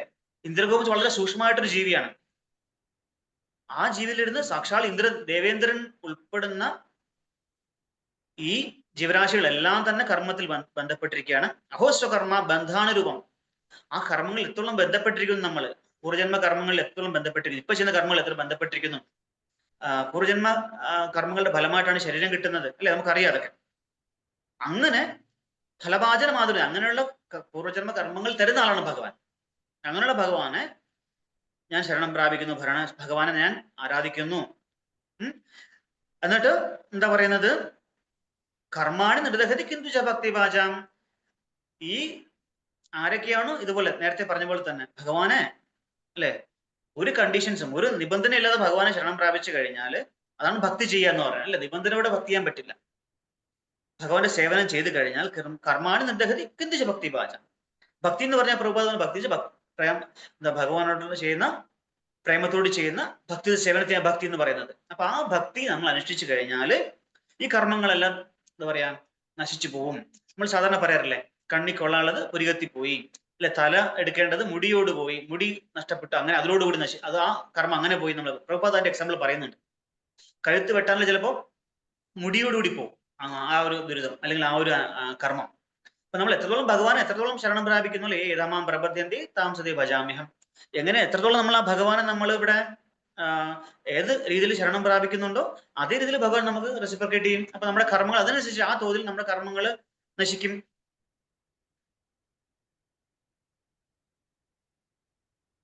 അങ്ങനെ അപ്പോൾ നമ്മൾ ഈ ഗോക്കളെ സംരക്ഷിക്കണം. അതുപോലെ തന്നെ നമ്മുടെ ബന്ധുക്കൾ അല്ലെ, നമ്മൾ ഈ ബന്ധുമിത്ര ഇവിടെ പറയുന്നുണ്ട്, ആപ്ത അല്ലെ, ബന്ധുക്കളെയും ബന്ധുമിത്രാദികളെയും നമ്മൾ സംരക്ഷിക്കേണ്ടത് ആവശ്യമാണ്. സുഹൃത്തിന്റെ ശ്ലോകത്തിൽ സുഹൃൻ മിത്ര അല്ലെ, സുഹൃത്ത് മിത്രം എന്ന് വെച്ചാല് നമ്മൾ സാധാരണ ഇംഗ്ലീഷിൽ നമുക്ക് ഒറ്റ വാക്കുകൾ അല്ലെ, ഫ്രണ്ട് അല്ലെ, ഫ്രണ്ട് തന്നെ ഫ്രണ്ട് തന്നെ, ആ ഒരു വേറെ വ്യത്യാസമൊന്നുമില്ല. പക്ഷെ സംസ്കൃതത്തില് ഇതിന് നമ്മൾ ഫ്രണ്ട് എന്ന് പറഞ്ഞ വാക്കിന് പല പല വാക്കുകളുണ്ട്, പല തലത്തിലാണ് ഫ്രണ്ട്ഷിപ്പ് എന്ന് പറയുന്നത്.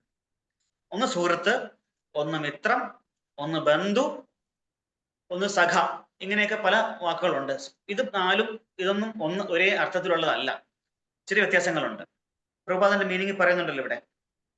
സുഹൃത്ത് എന്ന് പറഞ്ഞ ആരാണ്? നമ്മുടെ അഭ്യുദയകാംക്ഷയാണ്. മിത്രം എന്ന് വെച്ചാൽ നമ്മുടെ കൂടെ കമ്പാനിയൻ, നമ്മുടെ കൂട്ടാളി. അയാൾ നമ്മളെ കൂട്ടാളി ആയിരിക്കും, പക്ഷെ നമ്മൾ എന്ത് ചെയ്ത് നമ്മളെ കൂടെ നിൽക്കും ചിലപ്പോൾ നമുക്ക് അത്രയും നമുക്ക് നമ്മുടെ അഭ്യുദയകാംക്ഷ ആവണം എന്നില്ല. പക്ഷെ സുഹൃത്ത് അങ്ങനെയല്ല, നമ്മുടെ അഭ്യുദയകാംക്ഷയാണ്. ഇവിടെ ഏറ്റവും വലിയ അഭ്യുദയകാംക്ഷ ആരാണ്? സുഹൃത്ത്. ഹൃദ്ദേശി അർജുന തിഷ്ഠതി. നമ്മുടെ ഹൃദയത്തിൽ വസിക്കുന്ന സുഹൃത്ത് ആരാണ്? സാക്ഷാൽ പരമാത്മ പരപുരുഷനായിട്ടുള്ള ശ്രീകൃഷ്ണ ഭഗവാൻ തന്നെയാണ് എല്ലാ ജീവരാശികളുടെയും യഥാർത്ഥ സുഹൃത്ത്, അല്ലെ? അഭ്യുദയകാംക്ഷി, വെൽവിഷർ. അപ്പോ അങ്ങനെയുള്ള വെൽവിഷേഴ്സ് ആണ് സുഹൃത്ത്. മിത്രം ച കമ്പനൻ, കൂട്ടാളി. ബന്ധു എന്ന് പറഞ്ഞാല് എന്താ പറയാ, നമ്മുടെ ഒരു സാമൂഹികമായിട്ടുള്ള നമ്മുടെ ഒരു ഫ്രണ്ട്, അല്ല ഒരു സൊസൈറ്റി, നമ്മൾ പോകുന്ന ഒരു ഓഫീസിൽ പോകുന്നു, അങ്ങനെ അവരുടെ ഒരു ചെറിയൊരു ഫ്രണ്ട്ഷിപ്പ്, അങ്ങനെ ഒരു ഡീപ്പ് ഫ്രണ്ട്ഷിപ്പ് ഒന്നും അല്ല. പിന്നെ മിത്ര നമ്മൾ പറഞ്ഞു. സഖ എന്ന് പറഞ്ഞാല് അതുപോലെ തന്നെ ഒരു പ്രത്യേക തരത്തിലുള്ള ഫ്രണ്ട്ഷിപ്പ്. ഇവരൊക്കെ നമ്മുടെ അഭ്യുദയകാംക്ഷി ആവണമെന്ന് നിർബന്ധമില്ല. അവർക്ക് അവരുടെ സാഹചര്യം അനുസരിച്ച് അവർ നിൽക്കും, അല്ലെ? അവർക്ക് ദോഷം വരുന്നുണ്ടെങ്കിൽ അവർ വേറെ വഴിക്ക് ചിന്തിക്കും, നമ്മുടെ കൂടെ നിൽക്കണമെന്നില്ല, എസ്കേപ്പ് ആവും തന്നെ. അങ്ങനത്തെ ഫ്രണ്ട് നമുക്കറിയാം, നമുക്കെല്ലാം അങ്ങനത്തെ. പക്ഷെ നമ്മൾ എല്ലാവരും എന്താ പറയുന്നത്? ഫ്രണ്ട് എന്നാ പറയുന്നത്, അല്ലേ? പക്ഷെ ഈ ഫ്രണ്ട്സിനും ഓരോ ക്ലാസിഫിക്കേഷൻ ഉണ്ടെന്ന് നമ്മുടെ വേദശാസ്ത്രങ്ങൾ അങ്ങനെ പറഞ്ഞു വെച്ചിട്ടുണ്ട്. അപ്പൊ ഇവരെയൊക്കെ, അപ്പൊ എന്തുകൊണ്ട് ഇവരെയൊക്കെ സംരക്ഷിക്കണം? ഈ ആപ്ത എന്നവിടെ പറയുമ്പോൾ അവരോട് നമ്മൾ കടപ്പെട്ടിരിക്കുകയാണ്, ബന്ധുമിത്രാദികളോട്. അവർ നമുക്ക് ഒരുപാട്, അല്ലെ, നമുക്ക് അവരെയും ആശ്രയിക്കാത്ത പല സാഹചര്യം പറ്റില്ല. അപ്പം ഇതൊക്കെ ആണെങ്കിലും അടുത്ത സ്ത്രീ, അല്ലെ? ബാലദ്വിജ സുഹൃമിത്ര പിതൃഭ്രാതൃ.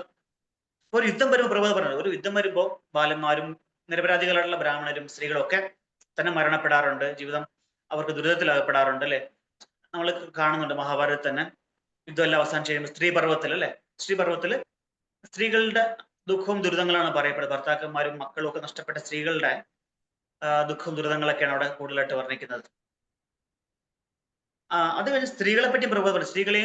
ഇതിനപ്പുറം സ്ത്രീകളെയും കുട്ടികളെയും പോക്കളെയും ബ്രാഹ്മണരെയും ഒക്കെ സംരക്ഷിക്കേണ്ടതാണ് ഒരു രാജാവ് അല്ലെങ്കിൽ ഒരു വ്യക്തി. ധർമ്മമാണ്, മനുഷ്യന്റെ ധർമ്മമാണ്. പക്ഷെ പ്രത്യേകിച്ച് ഇവിടെ അദ്ദേഹം രാജാവായതുകൊണ്ട് അദ്ദേഹം തീർച്ചയായിട്ടും ചെയ്തിരിക്കേണ്ട. പക്ഷെ എന്ത് പറ്റി? അദ്ദേഹം അത് എന്താ പറയാ, ഇവരുടെയൊക്കെ മരണത്തിനും കാരണമായി എന്നുള്ള ഒരു ദുഃഖത്തിനുണ്ട്. പക്ഷേ നമ്മളിവിടെ പറഞ്ഞ പോലെ ധർമ്മം എന്താ വെച്ചാൽ എന്താണ്? ധർമ്മം തു സാക്ഷാൽ ഭഗവത് പ്രണീതം. ധർമ്മം ഉണ്ടാക്കി വെച്ചിരിക്കുന്ന ധർമ്മത്തിന്റെ സൃഷ്ടാവാരാണ്? ഭഗവാനാണ്, അല്ലെ? അപ്പം നമ്മൾ പറയുന്ന പോലെ നിയമങ്ങളിൽ ഇളവ് വരുത്താൻ കമ്മിറ്റിക്ക് പൂർണ്ണമായ അധികാരമുണ്ട് നമ്മൾ പറയല്ലേ, നോട്ടീസിലൊക്കെ കാണാറുണ്ട്. എന്ന് പറയും പോലെ ഈ നിയമനിർമ്മാണം നടത്തിയത് ഭഗവാൻ തന്നെയാണ്, അല്ലെ? ആ ഭഗവാൻ അതിൽ മാറ്റം വരുത്താൻ ഒക്കെ ചെയ്യാം. കാരണം ആചാര പ്രഭോധർമ്മ ധർമ്മസ്യ പ്രപുരച്ചിത എന്നാണ് സഹസ്രനാമത്തിൽ പറയുന്നത്, അല്ലെ? എല്ലാ ആചാരങ്ങളുടെയും പ്രഭു ആരാണ്? ആചാര പ്രഭോധർമ്മ, ധർമ്മമാണ് എല്ലാ ആചാരങ്ങളുടെയും പ്രഭു. ആ ധർമ്മത്തിന്റെ പ്രഭു ധർമ്മസ്യ പ്രഭുർ അച്യുത. അച്യുത എന്ന് വെച്ചാൽ ഒരിക്കലും വീഴ്ച സംഭവിക്കാത്തവൻ, തന്റെ ആധ്യാത്മികമായ നിലയിൽ നിന്ന് ഒരിക്കലും വീഴ്ച സംഭവിക്കാത്ത വ്യക്തി. വേറെ അർത്ഥം കൂടെ ഉണ്ട്, സ്വന്തം ഭക്തന്മാരെ സംരക്ഷിക്കുന്നതിൽ വീഴ്ച പറ്റാത്ത വ്യക്തി. ഇതാരാണ്? സാക്ഷാൽ ഭഗവാൻ കൃഷ്ണൻ തന്നെയാണ്. അപ്പൊ അച്യുത എന്ന പേര് അവിടെ ഭഗവാൻ ഉപയോഗിക്കുന്നുണ്ട്. അച്യുതനായിട്ടുള്ള ഭഗവാനാണ് ഈ. അപ്പൊ ഭഗവാൻ തന്റെ ഭക്തന്മാരോട് കാര്യം ചെയ്യും. ഇപ്പൊ ഈ യുധിഷ്ഠിര മഹാരാജാവോ അല്ലെങ്കിൽ പാണ്ഡവരോ ചെയ്തത് അവരുടെ സ്വന്തം ഇന്ദ്രിയ ആസ്വാദനം വേണ്ടിയുള്ള കാര്യങ്ങളല്ല.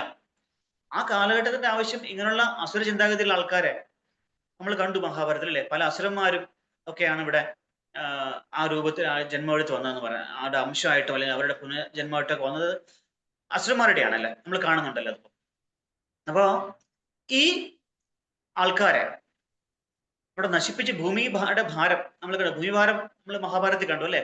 ഭൂമിദേവി ബ്രഹ്മദേവനോട് പോയി പ്രാർത്ഥിക്കുകയും ബ്രഹ്മദേവൻ ദേവന്മാരെല്ലാം കൂട്ടി ശതദീപത്തിൽ പോയിട്ട് ഓം സഹസ്ര ശീർഷ പുരുഷ സഹസ്രാക്ഷ സഹസ്രപാദം പറഞ്ഞിട്ട് പുരുഷസൂക്തം പറഞ്ഞ് പ്രാർത്ഥിക്കുമ്പോഴാണ് അവിടെ ഭഗവാന്റെ ആ ഒരു നിർദ്ദേശങ്ങൾ ബ്രഹ്മാവിന്റെ ഹൃദയത്തിലേക്ക് വരികയും ബ്രഹ്മാവാണത് ദേവന്മാർക്ക് പറഞ്ഞു കൊടുക്കുകയും ചെയ്യുന്നത്. അപ്പൊ അങ്ങനെയാണ് ഭഗവാൻ വരുന്നത്, ഞാൻ ഉടനെ അവതരിക്കുന്നുണ്ട് എന്നൊക്കെ ഭഗവാൻ പറഞ്ഞ് നമുക്കെല്ലാം അറിയാലോ. അത് ഭൂഭാരം തീർക്കാനാണ് ഭഗവാൻ അവതരിക്കാന്ന് പറയുന്നത്. അപ്പൊ ഭഗവാൻ സ്വന്തം ഭക്തന്മാരെ കൊണ്ട്, ഭഗവാന്റെ, അല്ലെ, എറ്റേണൽ അസോസിയേഷൻ ആണ് ഇവരൊക്കെ, ഇവരെ കൊണ്ട് ഭഗവാൻ അത് ചെയ്യിക്കണം. എന്തിനാണ്? ഭഗവാൻ തനിയെ ചെയ്യാൻ അറിയാത്തതുകൊണ്ടല്ല, ഭഗവാൻ ഇതൊക്കെ ചെയ്യാൻ അറിയാം. പക്ഷെ ഭഗവാൻ സ്വന്തം ഭക്തന്മാർക്ക് ആ ക്രെഡിറ്റ് കൊടുത്തിട്ട്, അല്ലെ? നമ്മൾ എപ്പോഴാണ് നമ്മൾ വണ്ടി ഓടിക്കുമ്പോഴേ കണ്ടില്ലേ, കുട്ടികളുടെ ഫ്രണ്ട് എടുത്തിട്ട് അവർ വെറുതെ പിടിക്കുകയുള്ളൂ ബൈക്കിലൊക്കെ, എന്നിട്ട് അവർ സന്തോഷിക്കും, ഞാനാണ് ഓടിച്ചത്, അല്ലെ? പക്ഷെ കൃഷ്ണൻ പറയുന്നത്, അല്ലെ, നിമിത്ത മാത്രം ഭവസവ്യസാജി, സവ്യസാജി, താങ്കള് അർജുന, താങ്കൾ ഒരു നിമിത്തം മാത്രമാണ്, ഞാൻ എല്ലാം ചെയ്തു വെച്ചിട്ടുണ്ട്, ഞാനാണ് എല്ലാത്തിനും കർത്താവ്, ഞാനാണ്, അല്ലെ? എല്ലാം ചെയ്യുന്ന ആൾ ഞാനാണ്, നിങ്ങളല്ല. പക്ഷെ എങ്കിലും ഭഗവാൻ ആ ഒരു ക്രെഡിറ്റ് സ്വന്തം കുട്ടികളല്ല, അംശമായിട്ടുള്ള ജീവാത്മാക്കൾ ഭക്തന്മാർക്ക് കൊടുത്തിട്ട് അവർക്ക് അവരെ സന്തോഷിപ്പിക്കുകയാണ്, അല്ലെ? അവർക്ക് ആ ഒരു എന്താ പറയാ, ഒരു മഹത്വം ഭഗവാൻ കൽപ്പിച്ചു കൊടുക്കുകയാണ്. അതിനുവേണ്ടിയാണ് ഭഗവാൻ അതൊക്കെ ചെയ്യുന്നത്. അവിടെ പ്രഭുപാദ് പറഞ്ഞത് സ്ത്രീകളെയും സംരക്ഷിക്കേണ്ടത് നമ്മുടെ സമൂഹത്തിന്റെ അല്ലെങ്കിൽ വൈദിക സംസ്കാരത്തിന്റെ ഒരു ഭാഗം തന്നെയാണ്. അത് ഒരിക്കലും നമുക്ക് എന്താ പറയാ മാറ്റിവെക്കേണ്ട ഒരു കാര്യമല്ല. നമുക്ക് നിർബന്ധമായിട്ടും സ്ത്രീകളെ സംരക്ഷിക്കണം. അവർക്ക് സ്ത്രീകൾക്ക് അവിടെ മനുസ്മൃതി ഇപ്പൊ ഏറ്റവും കൂടുതൽ കത്തിക്കപ്പെടുകയും അല്ലെങ്കിൽ അഗ്നിക്കിരയാക്കപ്പെടുകയും ഒരുപാട് എന്താ പറയാ ക്രിറ്റിസൈസ് ഏറ്റുവാങ്ങാൻ ചെയ്യപ്പെട്ട ഒരു ഗ്രന്ഥമാണ് മനുസ്മൃതി. മനുസ്മൃതിയിൽ ഒരു വാക്കെടുത്തിട്ടാണ് അവര് എപ്പോഴും അങ്ങനെ പ്രശ്നം ഉണ്ടാക്കുന്നത്. ഏതാണ്? ന സ്ത്രീ സ്വാതന്ത്ര്യം അർഹതി. ഇതാണ് പ്രശ്നം. വൈദിക സംസ്കാരത്തെ എടുത്തിട്ട് അതിന്റെ അവർക്ക് ആവശ്യമുള്ള ഭാഗം അടർത്തിയെടുത്ത് അങ്ങ് ഉപയോഗിക്കും. അതിന്റെ മുന്നിൽ എന്താണ് പിന്നിൽ എന്താണെന്നൊന്നും അവർ ചിന്തിക്കില്ല. അതിന്റെ മുന്നിൽ എന്താ പറയുന്നത്? പിതാ രക്ഷതി കൗമാരേ പതി രക്ഷതി യൗവനേഹി പുത്രോ രക്ഷതി വാർദ്ധക്യേ ന സ്ത്രീ സ്വാതന്ത്ര്യം അർഹതി. എന്താണ് മനുസ്മൃതി പറയുന്നത്?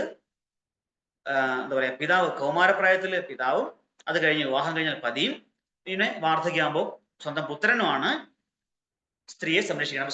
സ്ത്രീ ഒരു കാലഘട്ടത്തിലും അവരെ തനിയെ വിടരുത് എന്ന് പറഞ്ഞാൽ അവരെ ബുദ്ധിമുട്ട് ഉണ്ടാക്കരുത്, അവരെ അവർക്ക് വേറൊരു വ്യക്തിയിൽ നിന്നോ അല്ലെങ്കിൽ അന്യപുരുഷന്മാരിൽ നിന്നോ ഉള്ള ദുരിതങ്ങളോ ഉപദ്രവങ്ങളോ ഉണ്ടാവാതെ അവരെ സംരക്ഷിക്കണം എന്നർത്ഥം. അല്ലാതെ സ്ത്രീക്ക് സ്വാതന്ത്ര്യം കൊടുക്കാതെ വീട്ടിൽ പൂട്ടിയിടണമെന്നല്ല.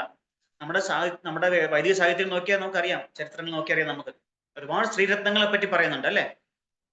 അവരെല്ലാം അവരുടെ കഴിവ് തെളിയിച്ച അല്ലെങ്കിൽ മഹത്തരമായിട്ടുള്ള ജീവിതം നയിച്ച മഹാവ്യക്തിത്വങ്ങൾ തന്നെയാണ് ഈ സ്ത്രീരത്നങ്ങൾ. ഇവിടെ പറഞ്ഞ പിതാരക്ഷതി കൗമാരേ പതിരക്ഷതി യൗവനേ പുത്രരക്ഷതി വാർദ്ധക്യേന സ്ത്രീ സ്വാതന്ത്ര്യം അർഹതി.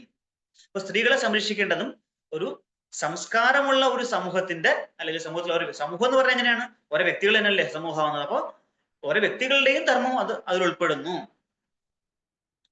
നമ്മളെങ്ങനെയാണ് അമൂല്യ വസ്തുക്കളെ നമ്മളെപ്പോഴും അല്ലെ, രത്നങ്ങളോ വൈഡൂര്യങ്ങളോ ഒക്കെ നമ്മൾ സൂക്ഷിച്ചു വെക്കുക അല്ലെ, ആഭരണം. അതുപോലെ സ്ത്രീ എന്ന് പറയുന്നത് സമൂഹത്തിന്റെ ആഭരണമാണ്, രത്നങ്ങളാണ്. അപ്പൊ അവരെ നമ്മൾ സംരക്ഷിക്കണം എന്നാണ് പറയുന്നത്. എത്ര നാര്യസ്തി പൂജന്തേ രമന്തേ തത്ര ദേവത എത്രേതാസ്തു ന പൂജന്തേ തത്ര സർവാസ് തത്ര അഫലാക്രിയ എന്ന് മനുസ്മൃതി 3:45 പറയുന്നുണ്ട്. എന്നാണ് എവിടെയൊക്കെയാണ് സ്ത്രീകൾ പൂജിക്കപ്പെടുന്നത് എന്ന് വെച്ചാൽ രാവിലെ കൊണ്ട് സ്ത്രീ ഇരുത്തിയിട്ട് ആരതി ചെയ്യണം എന്നല്ല അതിന്റെ അർത്ഥം. പൂജിത എന്ന് വെച്ചാൽ മാനിക്കപ്പെടുക, സംരക്ഷിക്കപ്പെടുക, ബഹുമാനിക്കപ്പെടുക, അവിടെ ആദരിക്കപ്പെടുക.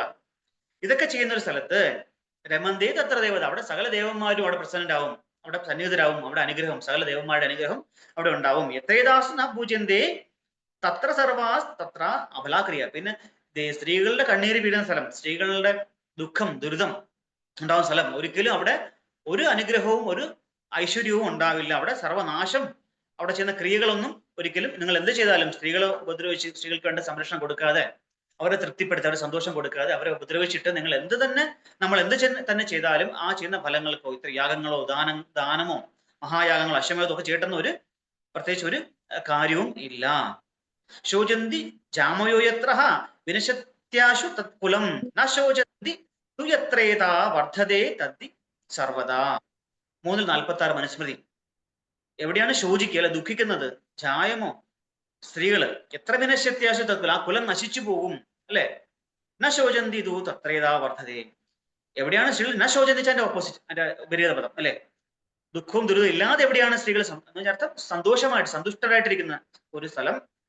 വർദ്ധതേ തദ്ദി സർവദാ. അവിടെ എന്താണ് എല്ലാ തരത്തിലുള്ള ഐശ്വര്യങ്ങളും സമാധാനം എല്ലാം ഉണ്ടാവും അല്ലെ. നമുക്കറിയാം മഹാഭാരതത്തില് അല്ലെ ദേവിയുടെ കണ്ണീര് വീണു അല്ലെ, അവമാനിക്കപ്പെട്ടു. അതുകൊണ്ട് എന്താ ഒരു കുലം തന്നെ അല്ലെ ഏകദേശം എല്ലാം നശിച്ചു കഴിഞ്ഞു. അവസാനം കൗരവപക്ഷത്തിൽ 7 പേരെന്തോ ആണ് അവസാനം, കൗരവപക്ഷത്തല്ല കുരുവംശത്തിൽ തന്നെ ആകെ 7 പേരെന്തോ ആണ് അവശേഷിക്കുന്നത് എല്ലാം കഴിയുമ്പോൾ. യുദ്ധത്തിൽ പങ്കെടുത്തതിൽ 7 പുരുഷന്മാരെന്തോ അവസാനം അവശേഷിക്കുന്നത്. അപ്പോ ഇതൊക്കെയാണ് നമ്മുടെ ശാസ്ത്രം പറയുന്നത്. പക്ഷെ നമുക്ക് മറ്റുള്ളവർ എന്താ, അവർക്ക് ആവശ്യം മാത്രം അടർത്തിയെടുത്തിട്ട് അവരങ്ങ് ഉപയോഗിക്കും ഇതിനെതിരായിട്ട്, അപകീർത്തിപ്പെടുത്താനായിട്ടും അവരുടെ കാര്യങ്ങൾ നേടാനായിട്ടൊക്കെ.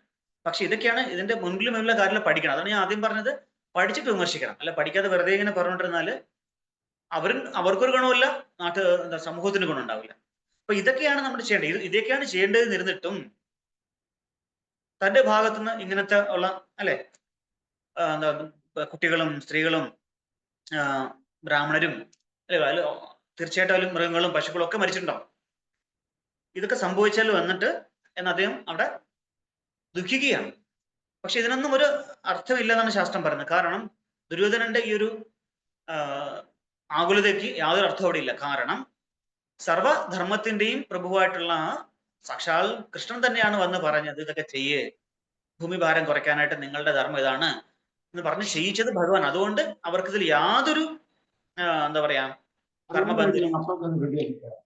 വ്യക്തിത്വങ്ങള് ഏതൊരു വ്യക്തി ജീവാത്മാവ് ഭഗവാന്റെ നിർദ്ദേശം അനുസരിച്ചിട്ട് ഒരു കർമ്മം. ഇപ്പൊ ഭഗവാൻ ഇപ്പൊ നമുക്ക് നേരിട്ട് ഒന്നും നമുക്ക് നിർദ്ദേശം തരാൻ പറ്റില്ല ഇപ്പൊ. അതുകൊണ്ട് എന്താണ് ഭഗവാന്റെ വാക്കുകൾ അല്ലേ, ശ്രീമദ് ഭാഗവതം ഭഗവത്ഗീതയിലൊക്കെ ഭഗവാന്റെ വാക്കുകളുണ്ട്, ആചാര്യന്മാരുടെ വാക്കുകളുണ്ട്. ആചാര്യവചനവും ഭഗവത് വചനവും ഒന്ന് തന്നെയാണ്, അതിനൊന്നും ഒരു മാറ്റം ഉണ്ടാവില്ല. യാതൊരു ആചാര്യന്റെ വചനം ഭഗവത് വചനങ്ങൾക്ക് വിരുദ്ധമാകുന്നു, ശാസ്ത്രത്തിന് വിരുദ്ധമാകുന്നു, ആ ആചാര്യനെ ത്യജിക്കാം. ബലി മഹാരാജാവ് അവിടെ പ്രഭുപാദിന്റെ എക്സാമ്പിൾ പറയുന്നുണ്ട്. ബലി മഹാരാജാവ് സ്വന്തം ഗുരുവിനെ ത്യജിക്കുന്നുണ്ട്. എന്താണ്? വിഷ്ണുവിന് സമർപ്പിക്കരുതെന്ന് പറയുമ്പോൾ തീർന്നില്ലേ, അതുവരെ പഠിപ്പിച്ച പാഠങ്ങളൊക്കെ അവിടെ എന്താ പറയാ അർത്ഥശൂന്യമായിട്ട് മാറുകയല്ലേ. ഈ ചെയ്യുന്ന വിദ്യയുടെയും വേദശാസ്ത്ര പഠനത്തിന്റെയൊക്കെ അവസാനം എന്താണ് അല്ലെ? ആ ഗോവിന്ദന് ശരണം പ്രാപിച്ച് സമർപ്പണം ചെയ്യണം എന്നാണ്. അപ്പൊ അങ്ങനത്തെ അവസരം കൈവരുമ്പോ ഗുരു പറയണത് ചെയ്യരുതെന്ന് പറയുമ്പോൾ ആ ഗുരുവിനെ തന്നെ ത്യജിക്കാൻ നമുക്ക് അല്ലെ. അതുപോലെ തന്നെ കുട്ടികള് ഇതുപോലെ അവർക്ക് നല്ല കാര്യങ്ങൾ പറഞ്ഞു കൊടുത്ത് അവരുടെ ഈ കുട്ടികളെ സംരക്ഷിക്കണം, ബാലന്മാരെ സംരക്ഷിക്കേണ്ടത് നമ്മുടെ പ്രത്യേകിച്ച് ഇപ്പോഴത്തെ അവസ്ഥയിൽ വളരെ വളരെ ഒരു കെയർ കുട്ടികൾക്ക് വളരെ അത്യാവശ്യമാണ്. ബാല എന്ന് വെച്ചാൽ കുട്ടികൾ, ബാലന്മാരും ബാലികന്മാരും. കാരണം നമ്മുടെ നാട്ടിൽ ഇപ്പൊ നമ്മൾ ഒരുപാട് മോശമായിട്ടുള്ള ന്യൂസ് അല്ലെ നമ്മൾ കാണുന്നുണ്ട്. എന്താണ് കാരണം? ഇതിനൊക്കെ പ്രധാന കാരണം എന്ന് പറയുന്നത് അവർക്ക് ആധ്യാത്മിക മൂല്യങ്ങൾ ഊട്ടിയുറപ്പിക്കാത്ത കൊണ്ടാണ്.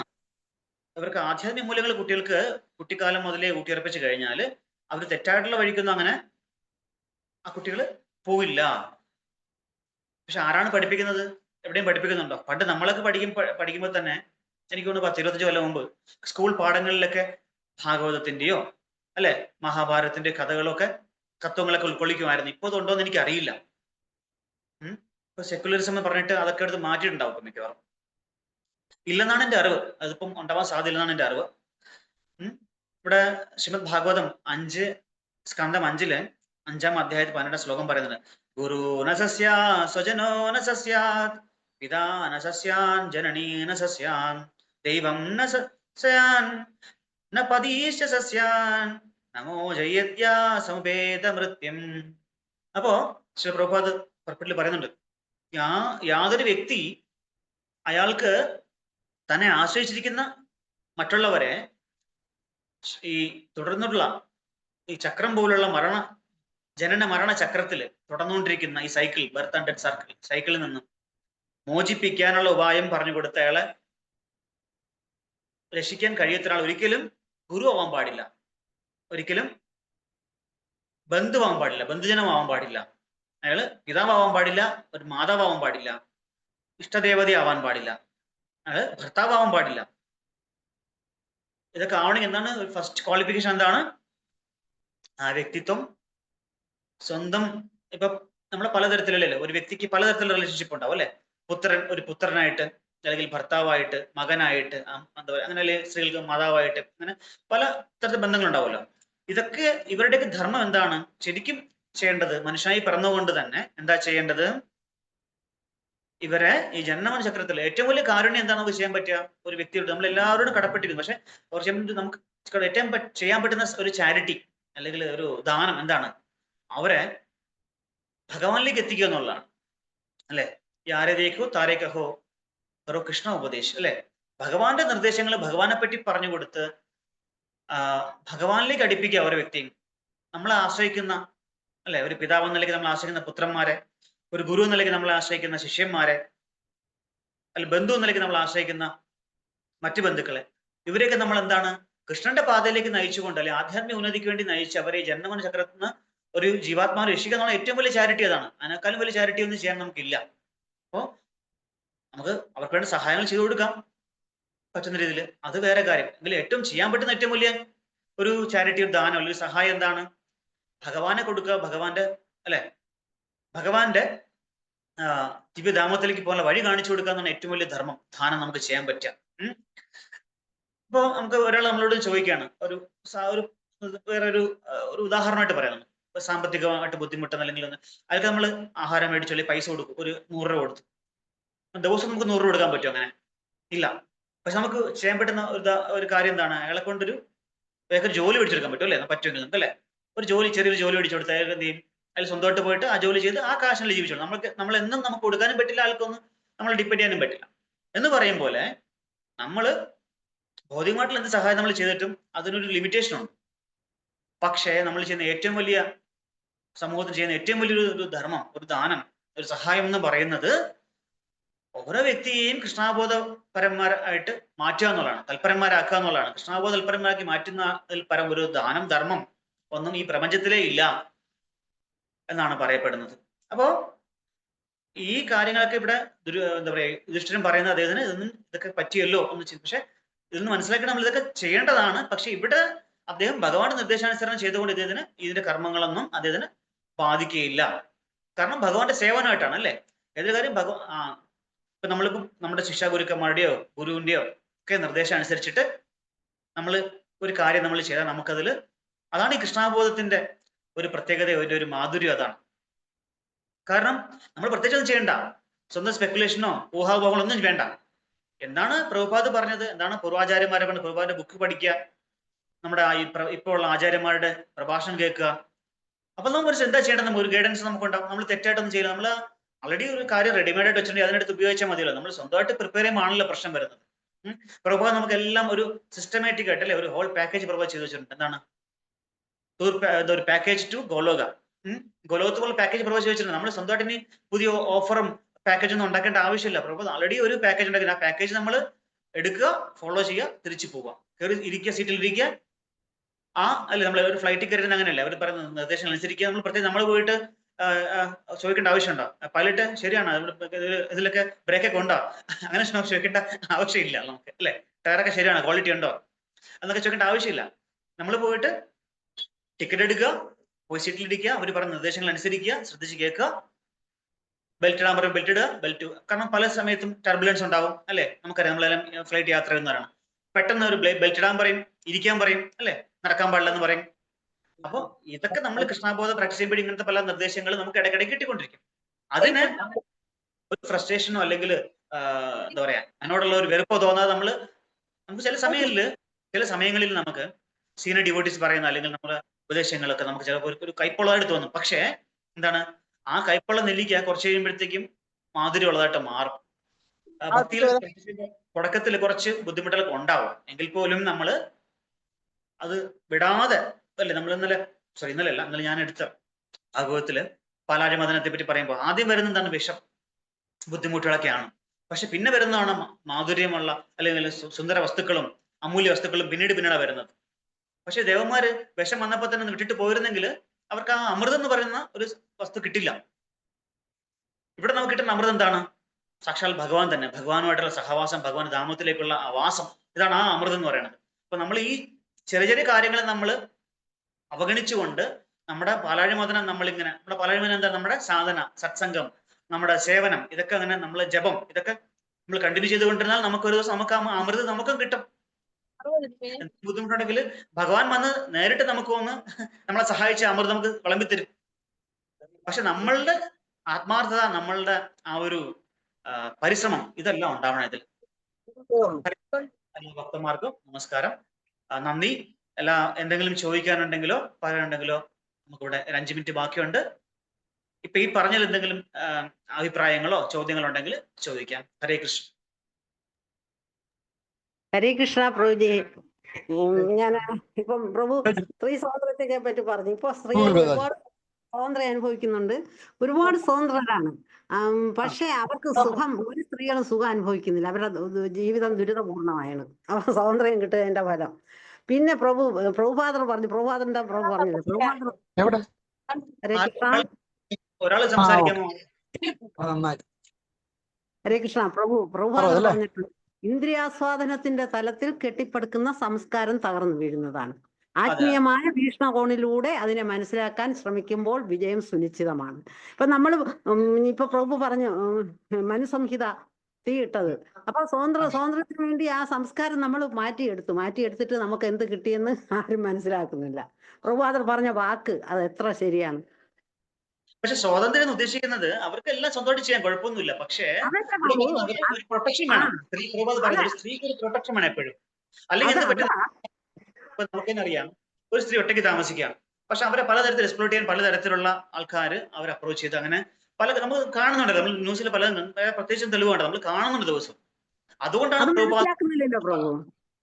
അത് കലിയുഗമാണല്ലോ മാതാജി, മനസ്സിലാക്കാൻ അതെ അതെ, ബുദ്ധിമുട്ടാണ്. ശരി, ഓക്കെ, ശരി. അപ്പൊ അറിയാം പ്രഭു, ഞാൻ പറഞ്ഞ നമ്മൾ ഒന്ന് ഡിസ്കസ് ചെയ്തത് പ്രഭുപാദർ പറഞ്ഞ വാക്ക് എത്ര ശരിയാണ്.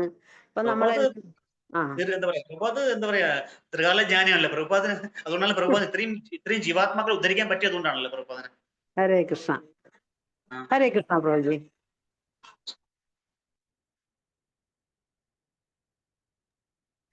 പ്രഭു, നമുക്ക് നാല് തരത്തിലുള്ള ബന്ധുക്കൾ ഉണ്ടെന്ന് പറഞ്ഞു. മിത്രം, സുഹൃത്ത്, ബന്ധു, പിന്നെ സഖ. അപ്പൊ അതില് നമ്മുടെ അഭ്യുദയകാംക്ഷി എന്ന് പറയുന്നത് സുഹൃത്ത് മാത്രമേ ഉള്ളോ? സുഹൃത്താണ്, നമ്മളെ ഭാഗ്യം പോലെ ഇരിക്കും. അത് ശരി. എങ്കിലും അവർക്ക് പക്ഷെ നമ്മളോട് നമ്മൾ വാക്കിന്റെ അർത്ഥം അപ്പം അങ്ങനെ ഫിക്സഡ് അല്ല. ഏതൊരു വ്യക്തിയാണ് നമ്മുടെ അഭ്യുദയകാംക്ഷി, അയാളെ സുഹൃത്താണ്. ഇപ്പൊ അതാണ്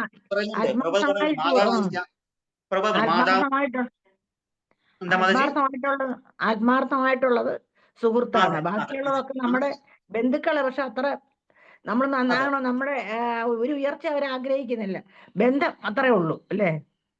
അവരുടെ കാര്യങ്ങൾക്കോ എന്തെങ്കിലും ഉദ്ദേശത്തിന് വേണ്ടി വരുന്ന നമുക്കൊന്നും പറയാൻ പറ്റില്ല.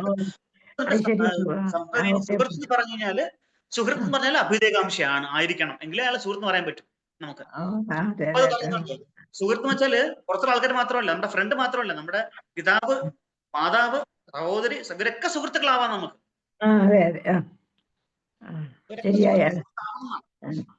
ശരി, thank you Prabhu, thank U. സുഹൃത്ത് എന്ന് വെച്ചാൽ നല്ല ഹൃദയമുള്ളവൻ എന്നർത്ഥം അല്ലെ? നല്ല ഹൃദയമുള്ളവൾ, ഇതാണ്. ഹരേ കൃഷ്ണ. വേറെ ആർക്കെങ്കിലും എന്തെങ്കിലും പറയാനുണ്ടോ, ചോദിക്കാനുണ്ടോ? എന്താണ് വ്യത്യാസം പ്രഭുജി? സുഹൃത്ത്, സഖ, മിത്രം, എന്താണ് വ്യത്യാസം? സുഹൃത്ത് എന്ന് പറഞ്ഞാൽ നമ്മുടെ അഭ്യുദയകാംക്ഷി, നമ്മുടെ നന്മ. ഇപ്പൊ നമ്മൾ സുഹൃത്ത്, നമ്മൾ പറയാം ഫ്രണ്ട് എന്ന് പറയല്ലോ. സുഹൃത്ത് എന്ന് പറയുമ്പോ അഭ്യുദയകാംക്ഷി, നമ്മൾ തെറ്റായിട്ടുള്ള കാര്യം ചെയ്യുമ്പോൾ നമ്മളെ കൂടെ എല്ലാത്തിനും കൂട്ടു നിൽക്കുന്ന ഒരാളും നമ്മുടെ ഫ്രണ്ട് ആവാം അല്ലെ? പക്ഷെ നമ്മൾ അതിൽ നിന്ന് എന്താ പറയാ വേർതിരിച്ച് ആ തെറ്റും ശരിയും പറഞ്ഞു എന്ന് നമ്മളെ ചിലപ്പോ ഒരു പറയില്ല, നമ്മൾ ചങ്ങാതി തന്നായാൽ കണ്ണാടി വേണ്ട അല്ലെ എന്ന് പറയും പോലെ, നമ്മൾ നേർവഴിക്ക് നയിക്കും നമ്മുടെ അഭ്യുദയം മാത്രം, നമ്മുടെ നന്മ മാത്രം കാംക്ഷിച്ച് ആ ഒരു സുഹൃത്ത് അങ്ങനെ ആയിരിക്കണം എന്നാണ്. അല്ലാതെ നമ്മള് ഇവന് വിഷമം തോന്നുന്നു വെച്ചാൽ അവൻ തെറ്റായിട്ട് അവൻ മോഷ്ടിക്കാൻ പോകണം, അവന്റെ കൂടെ കൂട്ടിന് പോവോ? പക്ഷെ അതും ഫ്രണ്ട് അല്ലേ? പക്ഷെ എപ്പോഴാണ് ഒരു ഫ്രണ്ട്, ഒരു മിത്രം എപ്പോഴാണ് സുഹൃത്തായി മാറുന്നത്? ഇത് മാറിക്കൂടെ, ഫിക്സഡ് അല്ല. ഒരു വ്യക്തി ഒരാളെ സുഹൃത്താവാം, മിത്രമാവാം. പക്ഷെ സുഹൃത്ത് എന്നുള്ള നിലയ്ക്ക് വരുന്ന എപ്പോഴാണ്? നമ്മുടെ അഭ്യുദയം, നമ്മുടെ ഇത് പറയാ നന്മ ഉദ്ദേശിക്കാൻ മാത്രമാണ്. മനസ്സിലായോ മാതാജി? മിത്രാണെങ്കിൽ മിത്രം ഫ്രണ്ട്, നമുക്ക് ഫ്രണ്ട് എന്ന് പറയാം. ഫ്രണ്ട് ചിലപ്പോ ആ മിത്രം ആയിക്കൊടുന്നില്ല. മനസ്സിലായോ? പിന്നെ സഖാ കാഷ്വൽ ഫ്രണ്ട്, പിന്നെ ബന്ധു എന്ന് പറയുന്നത് ഒഫീഷ്യൽ ഫ്രണ്ട്. അങ്ങനെ വ്യത്യാസമുണ്ട് ഇതിനൊക്കെ പല. അപ്പൊ ഇപ്പൊ മക്കള്, പാരന്റ്സ് എന്നൊക്കെ പറയുന്നത് സഖ മാത്രാണോ? സഖ എന്ന് വെച്ചാൽ സഖാവും ഒരു തരത്തില് നമ്മുടെ കൂട്ടുകാരാണ്. എന്താ പറയാ, എക്സാക്ട്ലി എനിക്കത് ഡിസ്ക്രൈബ് ചെയ്യാൻ മറന്നുപോയി സത്യം പറഞ്ഞ. സഖ വ്യത്യാസമുണ്ട് ഇതിന്. സഖ എന്ന് പറഞ്ഞാല് നമ്മുടെ കൂടെയുള്ള എന്താ പറയാ ബന്ധു, അങ്ങനത്തെ നമ്മുടെ കൂടെ നിൽക്കുന്ന സഖ. ബന്ധു എന്ന് പറയുന്നത് ഒഫീഷ്യൽ ഫ്രണ്ട്, അങ്ങനെയൊക്കെയാണ് അല്ലെ? നമ്മൾ ഓഫീസിൽ ഫ്രണ്ട്സ് ഉണ്ടാവും, വർക്ക് പ്ലേസിൽ, അങ്ങനെയാണ് പറയുന്നത്. എക്സാക്ട്ലി ഞാനത് ഓർമ്മ കിട്ടുന്നില്ല. നമ്മുടെ സഖാവാണെന്നാലും നമ്മുടെ ഇതാണെന്ന് പറഞ്ഞിട്ട് നമ്മളെ ചതിക്കുന്നവർ ഒരുപാട് പേരില്ലേ? അപ്പൊ അത് നമ്മുടെ അഭ്യുദയകാംക്ഷിയല്ല. നമ്മുടെ കൂടെ നിന്നുകൊണ്ട് നമ്മുടെ കാര്യങ്ങൾ മനസ്സിലാക്കി നമ്മളെ ചതിക്കുക, അങ്ങനെയുള്ളവരും ഉണ്ട്.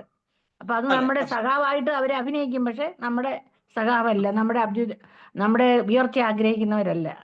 അത് ശരിക്കും സുഹൃത്ത് മാത്രമേ ഉള്ളൂ, നല്ല ഹൃദയമുള്ളവർ മാത്രമേ ഉള്ളൂ അല്ലേ പ്രഭു? നമ്മൾ എന്ത് തെറ്റ് ചെയ്താലും നമ്മുടെ കൂടെ നിൽക്കുന്ന നമ്മുടെ യഥാർത്ഥ ഫ്രണ്ട്സ് എന്ന് പറയുന്നത്. നമ്മൾ കുറച്ച് സമയത്തേക്ക് അവർ പിണങ്ങുമായിരിക്കും, കുഴപ്പമില്ല. പിന്നീട് ആ വ്യക്തിക്ക് ആ അനുഭവം വരുമ്പോഴേ, അയ്യോ അന്ന് ഇവള് പറഞ്ഞത് ശരിയാണല്ലോ എന്നിട്ട് അവര് തന്നെ നമ്മുടെ അടുത്ത് വന്നിട്ട് അവര് മാപ്പ് പറയാ, അല്ലെങ്കിൽ അവര് അതിനെ സോൾവ് ചെയ്യും. ചുരുക്കം നല്ലതിനോട്ട് മാത്രം നമ്മളെ നയിക്കുക, നല്ലതിലോട്ട് മാത്രം. അങ്ങനെയുള്ളവരാണ് ശരിക്കുള്ള സുഹൃത്തുക്കള് അല്ലേ? അതെ. Okay Prabhu. Thank you Prabhuji. Hare Krishna. നല്ല ക്ലാസ് ആയിരുന്നു. Thank you. കഥാമത പ്രഭു, മാതാജി ഉണ്ടോ ഇവിടെ?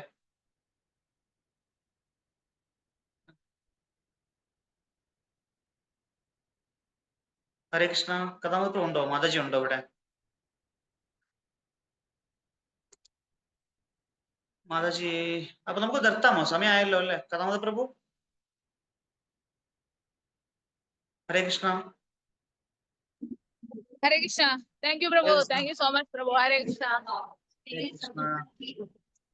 ഹരേ കൃഷ്ണ. നിർത്താമല്ലോ. പ്രഭു ധന്യവാദ പ്രണാം. വളരെ നന്ദി പ്രഭുജി. ഹരേ കൃഷ്ണ. താങ്ക് യു പ്രഭു. ഒരു സേവനം Thank you, തന്നതിന് പ്രഭു. വളരെ Thank നന്ദി. you. പ്രഭുവിന്റെ മനോഹരമായ മഹാഭാരതം ക്ലാസ്സും നമുക്ക് ഉണ്ട്. എല്ലാ ചൊവ്വാഴ്ചയും വെള്ളിയാഴ്ചയും 6 മുതൽ 6:45 വരെ പ്രഭുവിന്റെ മഹാഭാരത പരമ്പര നമുക്ക് ഓൺലൈനിൽ ഇതേ ലിങ്കിലുണ്ട്. അറിഞ്ഞാത്ത ഭക്തന്മാര് അത് ശ്രദ്ധിച്ചിട്ട് ദയവായി ആ ക്ലാസ്സിൽ കയറാൻ നോക്കുക. വളരെ നല്ല ക്ലാസ് ആണ്. പ്രഭു തുടങ്ങിയിട്ടേ ഉള്ളൂ. പ്രഭു ഒരു 5-6 ക്ലാസ് കഴിഞ്ഞു. അതെല്ലാം യൂട്യൂബിൽ നമുക്ക് അവൈലബിൾ ആണ്. നല്ല രസകരമായ മഹാഭാരത കഥകൾ പ്രഭുവിൽ നിന്ന് നമുക്ക് കേൾക്കാം എല്ലാ ചൊവ്വാഴ്ചയും വെള്ളിയാഴ്ചയും.